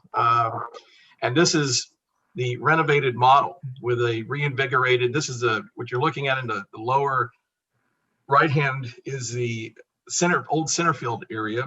And that's kind of the spatial relation to NRG Stadium there. And then this is that same area along the eastern front. This area right here, all that lighting that you see at the bottom that goes across the eastern side from column line 43 to 66. There's 72 main columns in concentric circles that go around the Astrodome. And that area between 43 to 66 was the area where the scoreboard was and where Judge Hoffheinz's private suite was on the multi-levels. And it provides with a great respect to the rest of the building, which has largely been untouched internally over the years. This area was completely reconstructed in the late 80s during the seating expansion that had the 10,000 seats that were added. And so there's a little bit more liberty that we can have with this area. We can design a new, what I call a pavilion in the area where the old pavilion seats were across the outfield, and kind of create a new main hub for the Astrodome. And this is a rendering that I took of the model that I had, the same rendering that you just saw, but at Christmas. And because I think at Christmas and the holiday season, it's a huge opportunity to have a great event inside the Astrodome that might last a whole month, where families can come out. And I think on one of the other slides, there's an example of what the interior looks like, where families can come out and celebrate the holidays, have a bunch of fun, and you have a great opportunity to really dress up the building on the outside. So this is a pixelated view, but this is from behind home plate, taken in around 1989, probably around July or August of '89, right before they started using all of those center field seats that go across the outfield, the rainbow of the upper deck and the gray and the new star suites and the skyboxes that they put in. And then this is kind of the new view of that. You see that and this is kind of a raw image. This is something that is the model up close that shows basically just the use of the structure. So there's a lot of design components that are not in here. But one of the things that I did include in this rendering was the images of the old home run spectacular, because part of the programming for the building under this design is that there's going to be a lot of new art, and some of the art that is familiar and historic to the Astrodome, and real actual, these are lighted, these are tall lighted structures. If you've seen at restaurants, the only thing that I can think of is I know there's a restaurant here in Houston called The Rustic, and they use lights that kind of around the letters. And if you can imagine these kind of cut out, these home run spectacular lights, kind of the same thing, but they're very interactive to the levels that they're on. And that level where those home run spectacular graphics are on, that is the new Astrodome Hall of Fame level, which is the old upper deck and kind of encircles the field. And up there on that level too is something that I'm working on. I don't have any renderings yet. I think there's one picture that kind of shows the atmosphere, the Tavern 65, which begins at column line 65. And it's an interactive area that has something called the dugout that's 120 feet long, that matches the original length of the dugouts in the Astrodome, because it was everybody, as Hoffheinz said back then, everybody wanted to sit behind the dugout, so he made the dugouts 120 feet long so he could put as many people behind the dugout. And so it's just a nod to that area. When you're watching a festival or an event, you have a private event, private party up on that level, it's leasable, you can ticket it. There are bar areas that can be utilized. Part of the branding for the areas, you can sit down and you can have a toy cannon, or you can have a Red Rooster drink at the Tavern 65. And like I said, those renderings are still coming. I'm still working on all that. And then this is another shot of that area, but more from a ground level. And on the bottom, you see the pavilion, the new pavilion area. This is looking at the outfield bleacher, where the outfield bleachers were. And now that area is kind of covered by a ground level floor. So you have a sub level, the dome scalars underneath that. And you can see those home run graphics looking up there. And this is kind of a founder's area where I brought in some of the architectural elements from the outside of the building, the star columns, and they're part of the lighting system inside the building too. Kind of a new kind of Astrodome spectacular it's multifunctional, is the best description that I can give it, and it can be adapted to the different events that are in there, much like the old scoreboard was at one time. And so this is a split screen here of a model that shows the original layout on the left side, the Astrodome seating and levels. This is one that I'm working on right now. and then a perfect split with the new renovated. So you can see that a lot of the seats are scraped out. The mezzanine, the field boxes that were once there are gone. The playing field is below that. That white floor there is actually at grade level. So, the playing field sits 25 feet below grade. And this is now, you can walk in and walk straight across the building from one side to the other. But this just kind of shows the kind of a basic difference before and after. And this is a larger cross section of the building looking back towards center field too. And again, there's not a lot of details. I usually will take the models and add some digital details to it and enhance them to kind of show the vision a little bit more in depth. And again, this is that large model showing the center field area. The picture on the left is the Astrodome under renovation, and that's what I meant by that area was reconstructed a lot, and they did a lot of work. They took a lot of liberties with the original, the exterior and the interior, and so that's an area of the plan that I have here where I've had a lot of fun because you can do a lot more different things, whereas in the regular areas of the building, I was very, very careful to maintain some of the original integrity. Branding program throughout the building. There are logos for every level. This is some of the early ones here. It has a general theme. One of the things that was all through the Astrodome was a signage program, over 10,000 signs throughout the building and color coded to the seating level that you were on. And this sort of takes a nod of that and kind of a look of the Astrodome of the past two that was integrated in the mid 80s that kind of created sort of a scoreboard feel to the signage when they replaced it in a renovation. Having events in the building on the grand, what I call the grand concourse is very, very important. OTC, park space, the Texans, you got to give them an opportunity to have all sorts of events. You have to keep multi-purpose with the Astrodome. It would be not in the Astrodome's best interest to just put one thing in there and expect it to live for 30 years if you had a ski slope or something. That is just not sustainable.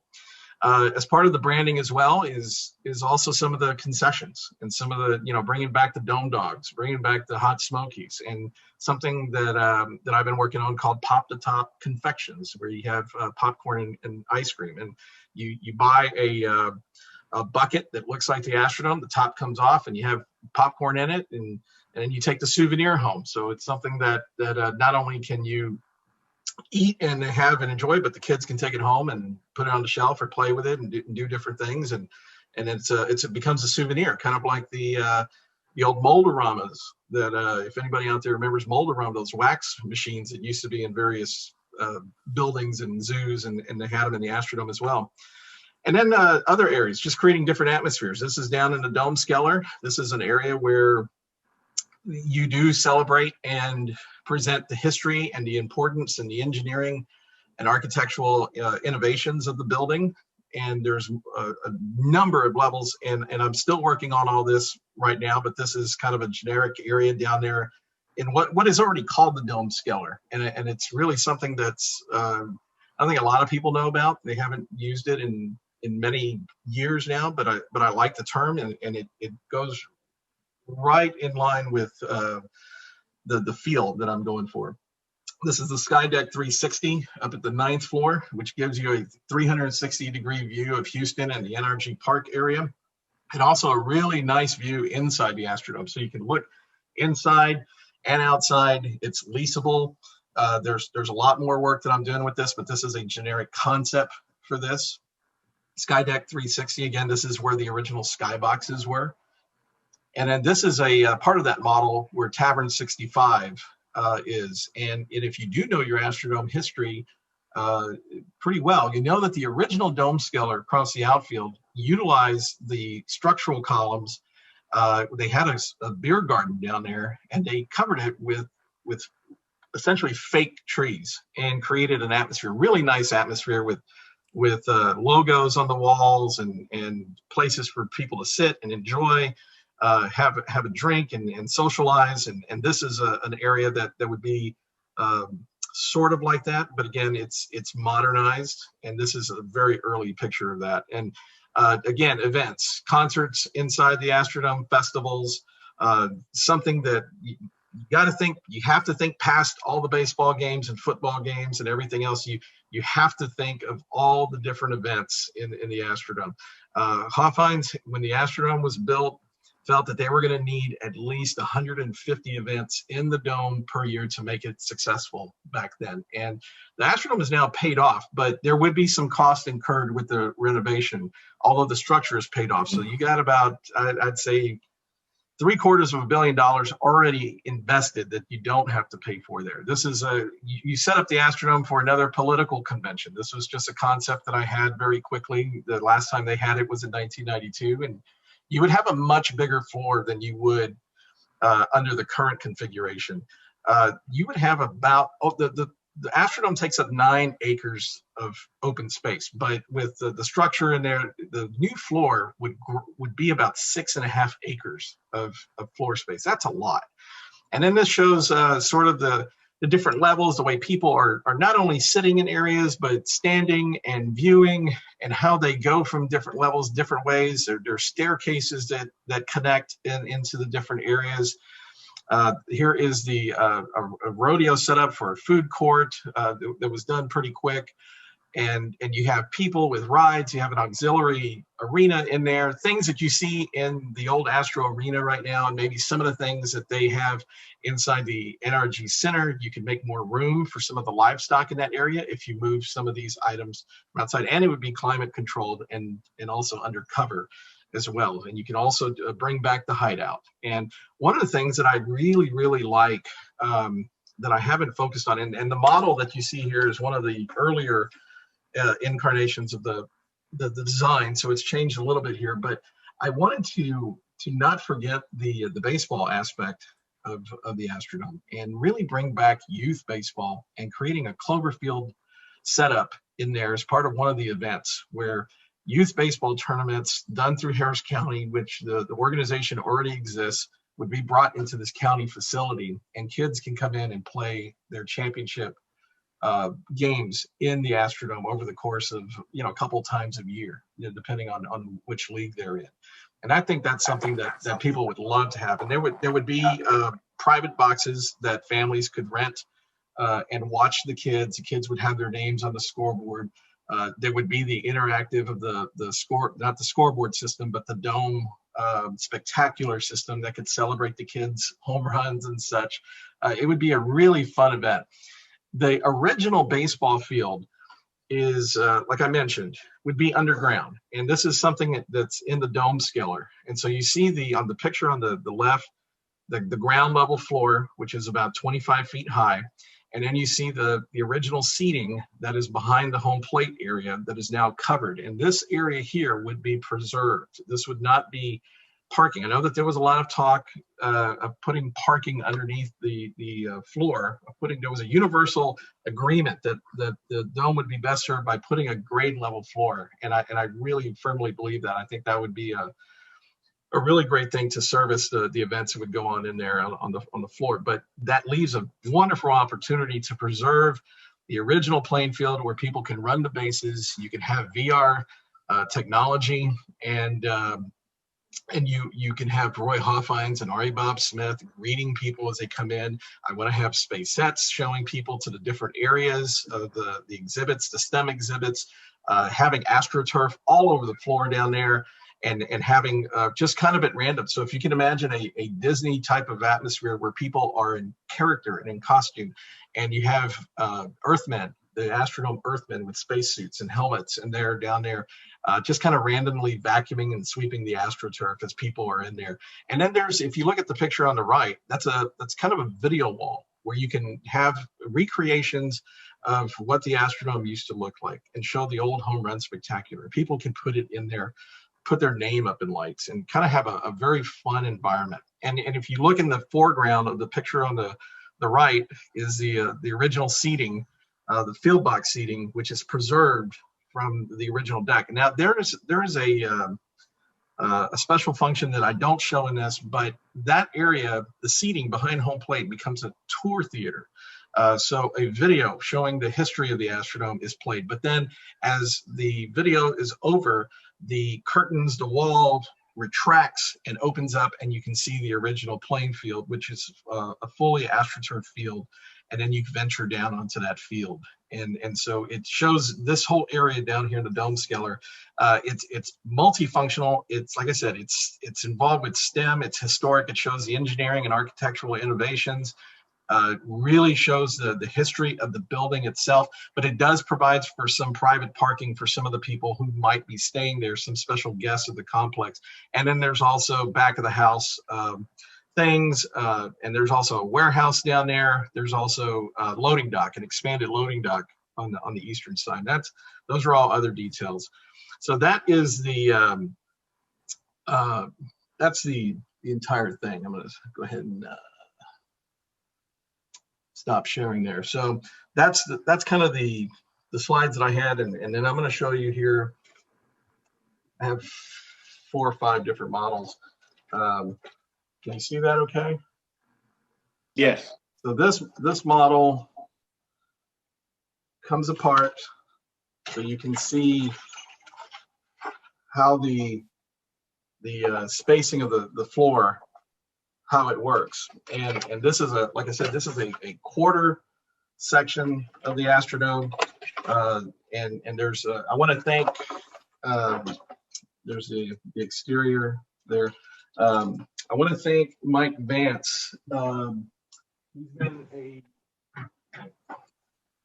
a great friend and a great partner to help me on these type of projects. And of course, he was helping leading the charge with the marker that we got for the Astrodome, and he also helped with the development. This is another part of the model here. So you go from basically the smaller models to the bigger one to continuously show you how this building is put together. You can see how it comes apart. But Mike Vance helped me put together. I wrote some verbiage. I wanted to kind of take people on a tour of what the Astrodome would be, so to speak, and the different levels. And this is another model here. And I think this is one that maybe a lot of people, if you came to the meeting, you probably saw this one. The roof comes off of this, and you can, if you see, there's one of the floors in there for the youth baseball that's in there. Of course, I made all sorts of floors, and then there's this. This is the large one. Let me see if I can get it in there. Well, maybe not. Well, I don't think it's showing up. There we go. Wow. I don't know if I think it's only recognizing me. But anyway, this is, you can see that, I mean, it's from here to here. It's a pretty large, let's see. Anyway, so there's that. So the whole goal is to continuously get more detailed with this. So again, create a dynamic multi-level plan, not just the floor, flexible architecture. So the building is set up for many different. We promote the history of the building, but we also provide an updated facility that complements the NRG Park. And integrate respectfully. We got to keep in mind the rodeo, and also have options for the Texans if they want. Keep in mind the multi-purpose aspect of it. Let's not reinvent the wheel. The Astrodome has always been multi-purpose and multifunctional on the different levels. So when I say multifunctional, I'm talking about Skydeck 360, the Astrodome Hall of Fame, the Tavern 65, the Trailblazer VIP suites that are in there. So if you have people that are actually performing at the Astrodome, or at the rodeo, they don't have to stay off site. You can actually have football teams who are playing the Texans stay in the Astrodome as well. You could have a practice facility for them in there and have a field on the floor. I want to attract and also inspire new generations of people. There's a lot of people who have never been in there and who have never, but I know that I've been in there with people. When they walk in for the first time and they see the roof, it instantly becomes something inspiring, and they're taking pictures and they're sharing on social media.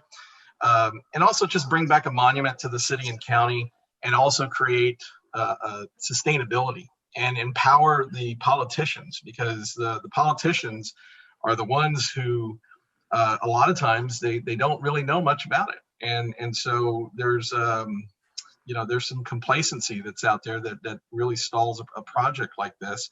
But again, a private and public partnership. And also keep in mind, there's some things that I want to bring out.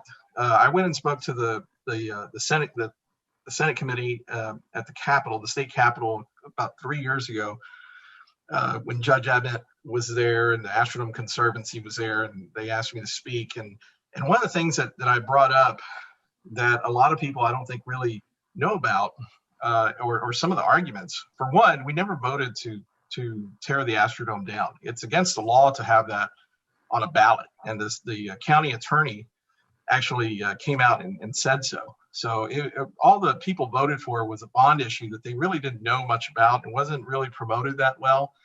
And it was a plan that I guess was somewhat okay and could have been expanded on, but didn't have a grand vision. And a lot of people don't realize that the Eiffel Tower was once considered an eyesore by the citizens of Paris, and they almost tore that down, and it became a whole new symbol for the city and an international icon. And we already have that in the Astrodome. We just have to bring that back. Another example is a lot of people I hear talk about, well, if they could tear down Yankee Stadium, you could tear down the Astrodome. Well, Yankee Stadium was not built like the Astrodome and wasn't in the same physical condition that the Astrodome is in right now. The Astrodome is actually stronger and a much better engineered building than even the NRG Stadium next to it. It can outlive NRG Stadium. And it's also, in New York, you had a city law. They were building the new stadium right across the street from the old Yankee Stadium. And so you had two baseball stadiums there at one point, and they built the new one on parkland, city parkland. And the city law provided that you needed to maintain the same amount of parkland. So they had to tear down the old building in order to keep providing the same amount of acreage in parkland. So essentially they just flipped sites. And that's really what brought down Yankee Stadium, in addition to it just not being structurally sound for the future. And then they integrated some, whatever historical aspects they could, but that's why it came down. And the other example is the 1910 courthouse in downtown Houston that was renovated by Harris County. This is a scenario that's very similar to the Astrodome. It had grown outdated. They had built new buildings around it in the courthouse complex in downtown, and a 7-year renovation that ended in 2012 brought that courthouse back to life. And if you look at the details of that, the county paid for it itself and it reinvested itself into something that they owned. And the Astrodome is fully paid for, just like that courthouse. And they had some vision to do it. And it now serves the courthouse system once again. And there's also some different purposes that it has too, but very similar. There had been some alterations done in the 1950s that they had to take into consideration, just like the Astrodome had some alterations in the 80s. But there was a lot of preservation to it, and the building is still there, and it's not dilapidated. It never was falling apart, and we have that in the Astrodome. So I like using that as a perfect example. And it seems like sometimes the politicians are a little bit more concerned with getting elected in a certain year and not talking about something that's maybe a little bit more controversial because they don't have as much information. And I even joked to my wife, and I was like, I'm not sure what it's going to take. I should go into politics and just really try to invigorate some of this stuff, because the older I get too, I seem to have stronger opinions on what we should be doing as a society, as a whole. So this whole project it's something that's personal, something that I care about. It's something that expands from baseball to everything else. But I think it's workable. I wouldn't waste my time on it if it wasn't. If I didn't believe it was workable. I've walked the Astrodome. I've studied the blueprints. I've just spent uncounted hours thinking about this and delving into this and what it would be like. And I still have a lot more work to do on it, but I think it works. And hopefully we can get it together. I'm working, like I said, I'm working with the Conservancy, the Astrodome Conservancy, and quite frankly, one of the things that I felt that one of the reasons that I joined the group was because I felt that I could bring some sort of vision to it. They were very good at raising money and into different groups of people who can donate and philanthropy and such. But I felt that I could really bring some greater knowledge to it, and hopefully that's going to help. So that's it. Sorry if I talked too long, but if anybody has any questions or we don't have time, then totally up to you guys. But I got a question, Mike. I want to thank you for being here. You built all those models yourself, right? Correct. Correct. I just wanted to, if you don't mind, direct it to Tal, because he got to work on this with High and all the other people that put it together. And Tal, what do you think High and then would think about what Mike's doing now?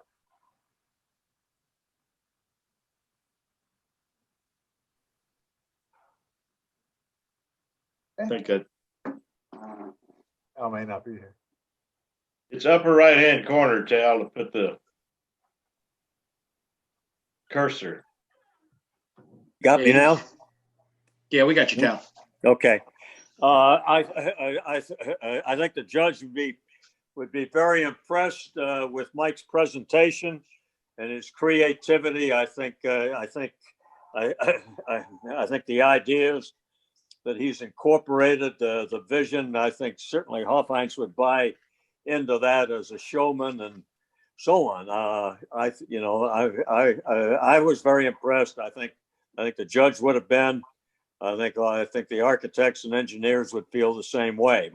My hat's off to Mike Acosta. He's lived with this for years, and I'd just like to see it progress. Thanks, Tal. I have a question. I have a question for you, Mike. How much was this whole thing set back by the loss of your top political ally 2 years ago when he was beaten in the county commissioners, the judge SIP? 100%. Yeah. We would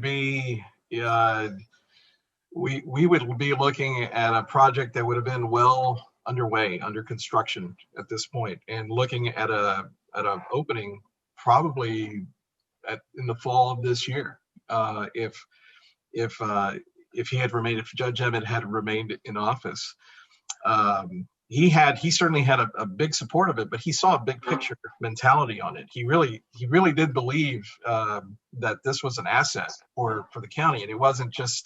I heard him say, just off the record, he wouldn't have gotten behind this if he felt that the building was falling apart, and it's not. So it changed quite a bit because Judge Hidalgo, who's in there right now, I met with her people shortly after she went into office. This was, I guess, a couple of years ago now, and they just didn't know much. She's not real well connected to Harris County or the city, and she was trying to kind of finding her way in politics. Had never held office before, and you deal with the hand that you're dealt, right? And so I just kind of reached out and said, hey, what can I do to help? What can I do to provide a different perspective, to give you more information, from an idea type of the design aspect or just historical importance. And we had a great conversation, and we were there for a good while. But again, it's I understand when somebody says, oh, well, COVID and, that we have some other things.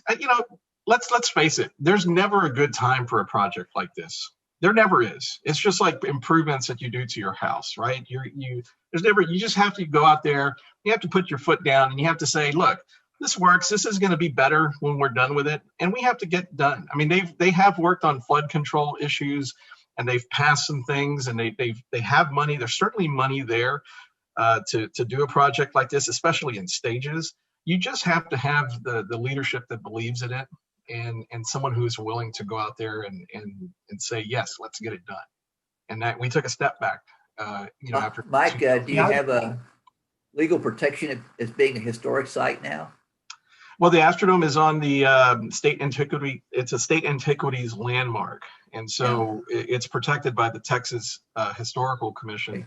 It has the same protection as the state capitol and the Alamo. So you cannot do any type of alteration without approval from the Historical Commission.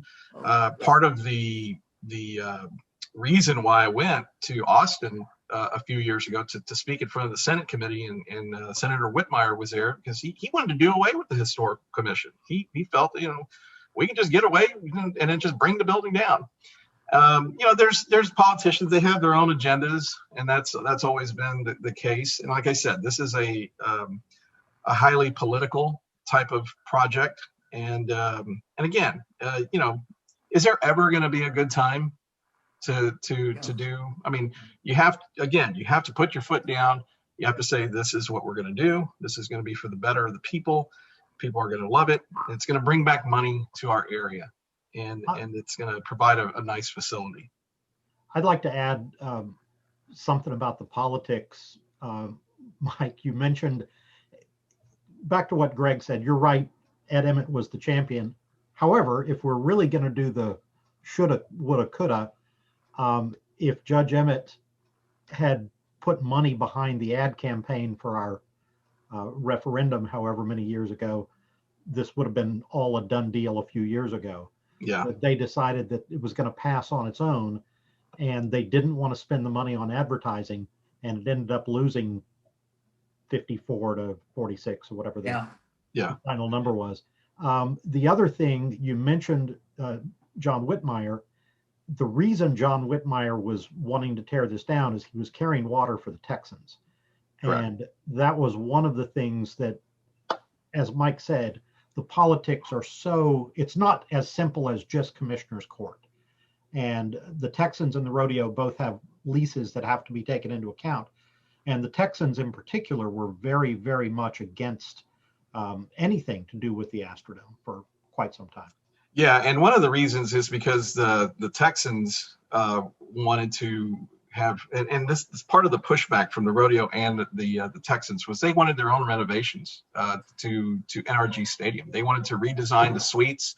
I can say that from the Astros standpoint, when we renovated the suite level or the Diamond Club, Jim Crane went in there and invested a lot. I mean, the Astros actually paid for a lot of that even though the team doesn't own the facility, and it's actually owned by the Sports Authority.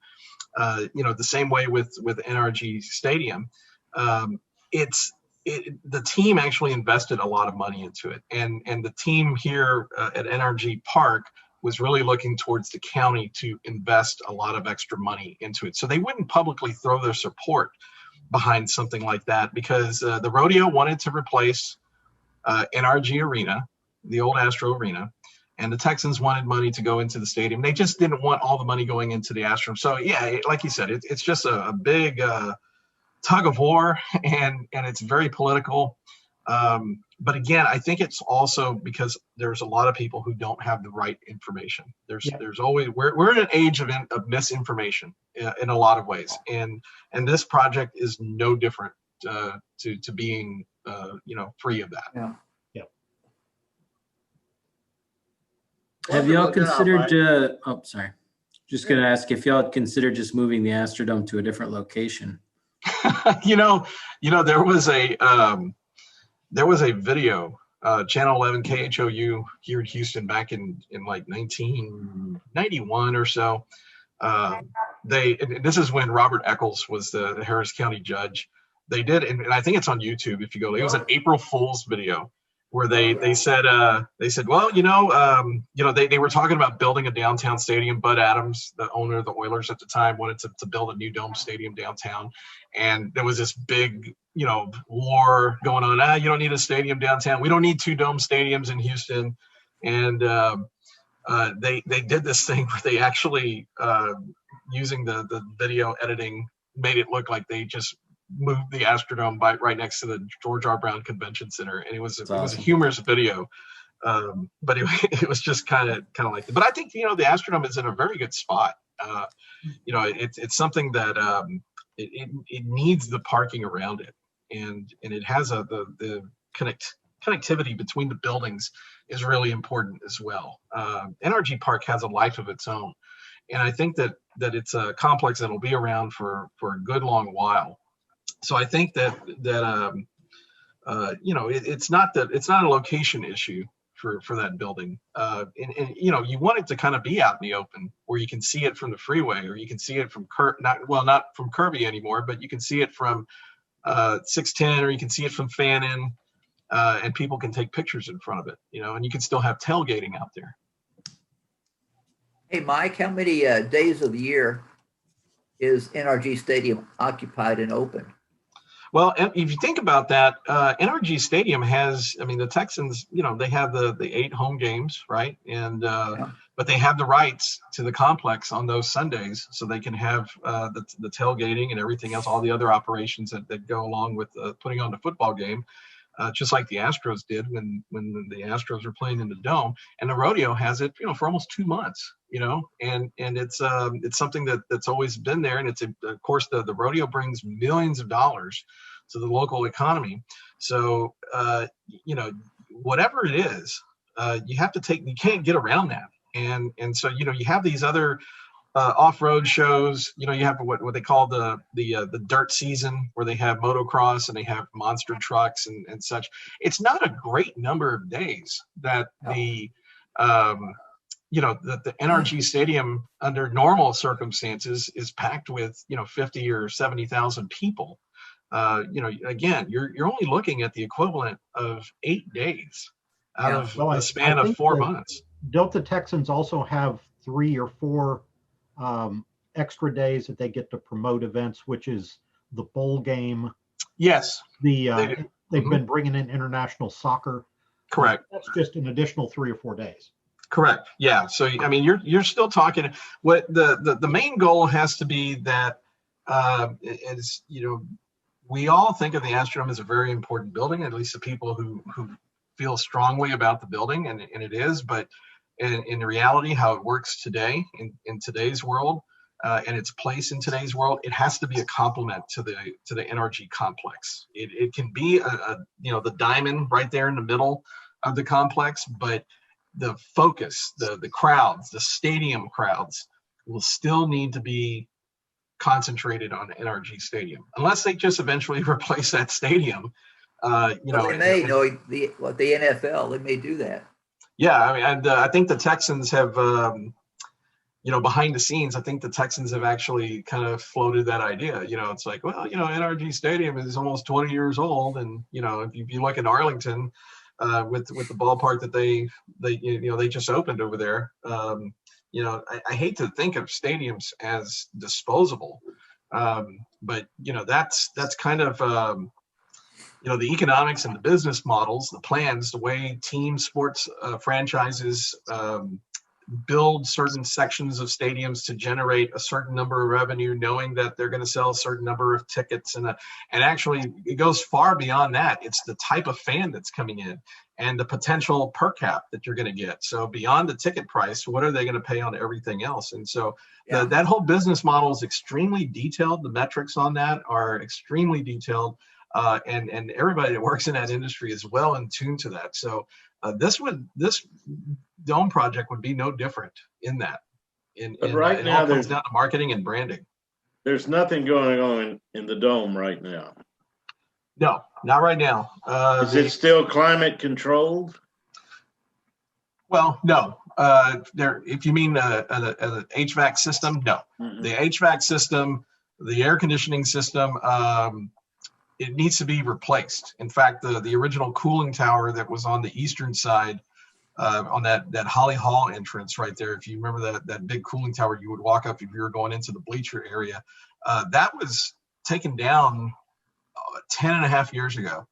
And it was because they just didn't run the AC in there. They didn't run the system. They stopped having big events on it, and they didn't need to maintain it. So some of the fiberglass that was part of that had just sat there, and of course it gets rained on and it wasn't clean. There's no engineering department, like they have at NRG Stadium or Minute Maid Park to maintain that. So it just became older. Now that system, granted, that system that was operating over there for the 6,600 tons of air conditioning into the dome, it was designed to last 40 years, so it lasted well into the number of decades that they planned for it to. It's just at the time when they took it down, there was no major tenant in there anymore to have to replace it for. So it's really hot in there now, huh? In the summertime, you have to consider that the roof really provides a lot. I mean, there's no direct sunlight that's coming in there. You have diffused light that's coming in through the roof. And even with this plan that I have where I'm bringing in a lot more natural light, it's diffused light as well. It's just bringing in the natural light, but it's not bringing in the heat because it's not a direct light that's coming in. But it does get a little bit warmer in there in the summertime. And in the winter, you do feel it does get a little bit cooler in there. So, I mean, it does, if you don't have some sort of heating or AC system in there, the elements do have, some sort of, effect on the atmosphere in there. So you would need have the keys to the dome? No, I do not have the key to the dome. Bob's looking for a place for the babies to play. No, now the dome a few years ago, when they were moving forward with the renovation project, the $110 million renovation project that Judge Emmett had promoted, they had began to clear the floor. The floor was the inside of the Astrodome had kind of become a warehouse for NRG Stadium. And if you saw some of the newscasts where you saw what looked like old concessions equipment and stands, and you saw some seating, that was all from NRG Stadium. That wasn't anything that came out of the Astrodome. That was really old equipment that they just didn't know what to do with, and that's something that happens like at Minute Maid Park as well. I mean, you have a large building, you have to manage all the assets that are in there, and what do you do when you change over things? And the quickest thing was to put it on the floor of the Astrodome, since there wasn't any major events taking place in there anymore. You could use it privately, but you couldn't use it publicly because of the certificate of occupancy that they did not have anymore. So that now they've began to store some more things in there. But when they were getting ready for the construction, that floor was almost completely cleared. They had really made a decision to purge and get rid of a lot of old equipment that had come out of the stadium, and it was ready. It was ready to go. Hey, Mike, I'm not sure, but I think your 20 minutes is up. I was just if I could just ask one question. This is Tal. Yes. Can you hear me? Yes. Sam, Mike, I think you've got great vision, but is there any support from the private sector? Have you pitched this to anybody that might be interested? We haven't done that officially yet because there's so many details that everything that you saw is still not the complete project. And so there's a lot of details and a lot more.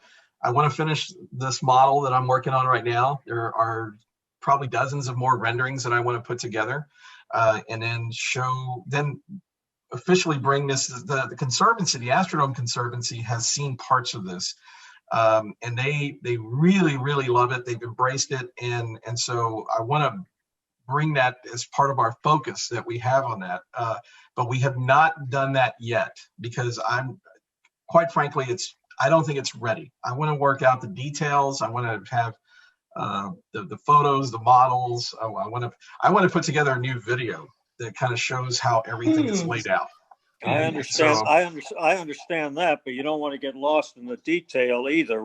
Correct. What bothers me is that people that are basically 20, 25 years old now have no recollection of the dome. It doesn't mean much to them. In other words, with each passing year, you're losing some of your base. Correct. Yeah, that's been part of the frustration. And some of the tangents that I've personally gone off is that it's been too long. When we passed in 2019, October 9th, 2019 was the 20-year anniversary of the very last game played in the Astrodome. And that just, to me, was unacceptable that you would let, I know that the Astrodome was used for a few years by the rodeo past the Astros. And there were some other events that were in there up until about 2009 ish with the rodeo and the hideout that was there. But it's just completely unacceptable that there was no real plan, that there was no leadership or direction. I understand that there were some other things that the county had signed some contracts with. If I can interrupt just a second, then Sure. I'm not sure this is a great analogy, but just remember that a writer and author doesn't usually submit a complete script to a publisher. He pitches an idea. Sure. And I certainly commend your thoroughness and your vision and your workmanship and so on. But you're very precise and you want to be exacting and complete, but don't let that override the main purpose.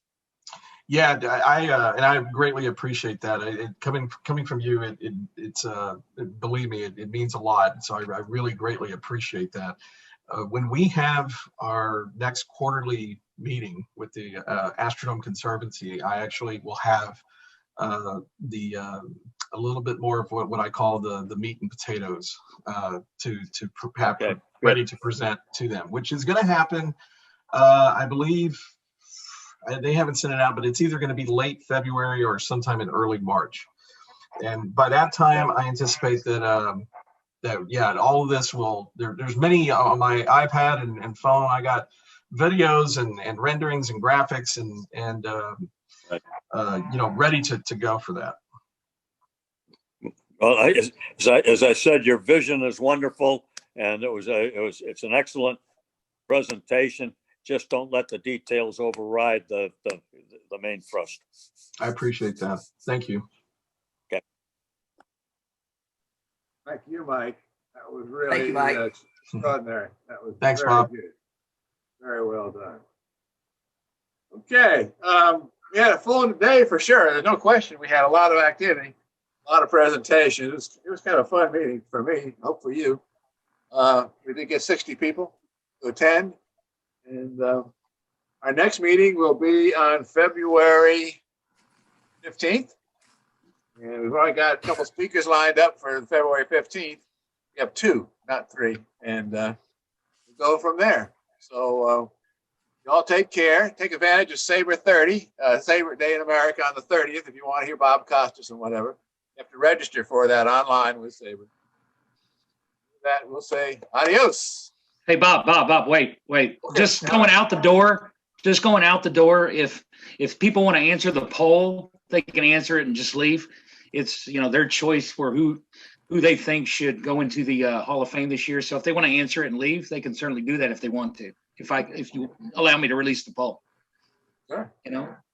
If that's okay. Sure. Yeah. You got it.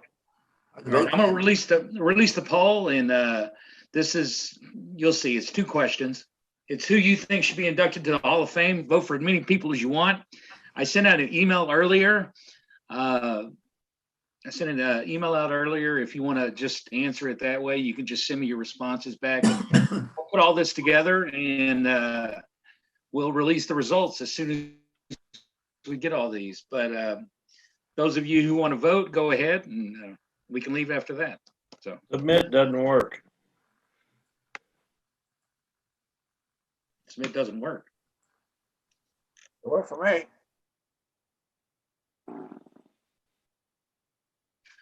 Great meeting. Works for me. Not working for me either, Michael. I understand. Well, if you guys just want to respond to the email and just send me back your results, you can certainly do that. Okay. You don't have to do it this way. If it's not working for you, Mike, you can just email me back or you can just hit reply and your answers. I'll do it that way. Thanks, Joe. No problem. Thank you, everybody. Thank you. Thank you. Thanks, everybody. Thank you. Good meeting. Thank you, Bob. Care, guys. All right. And girls.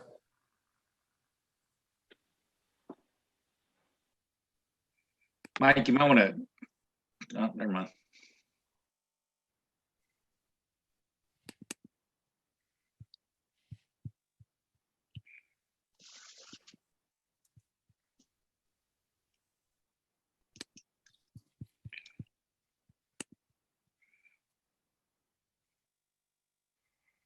It looks like that's it. Okay. Hold on. Schilling, Clement, Bob, Driscoll.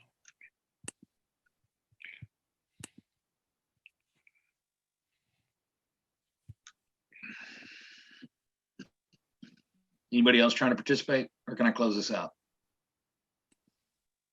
Close it. Close it. Okay. Close it out. It's not working for me. Yeah, just if you got my email, just respond that way. Okay, we'll do.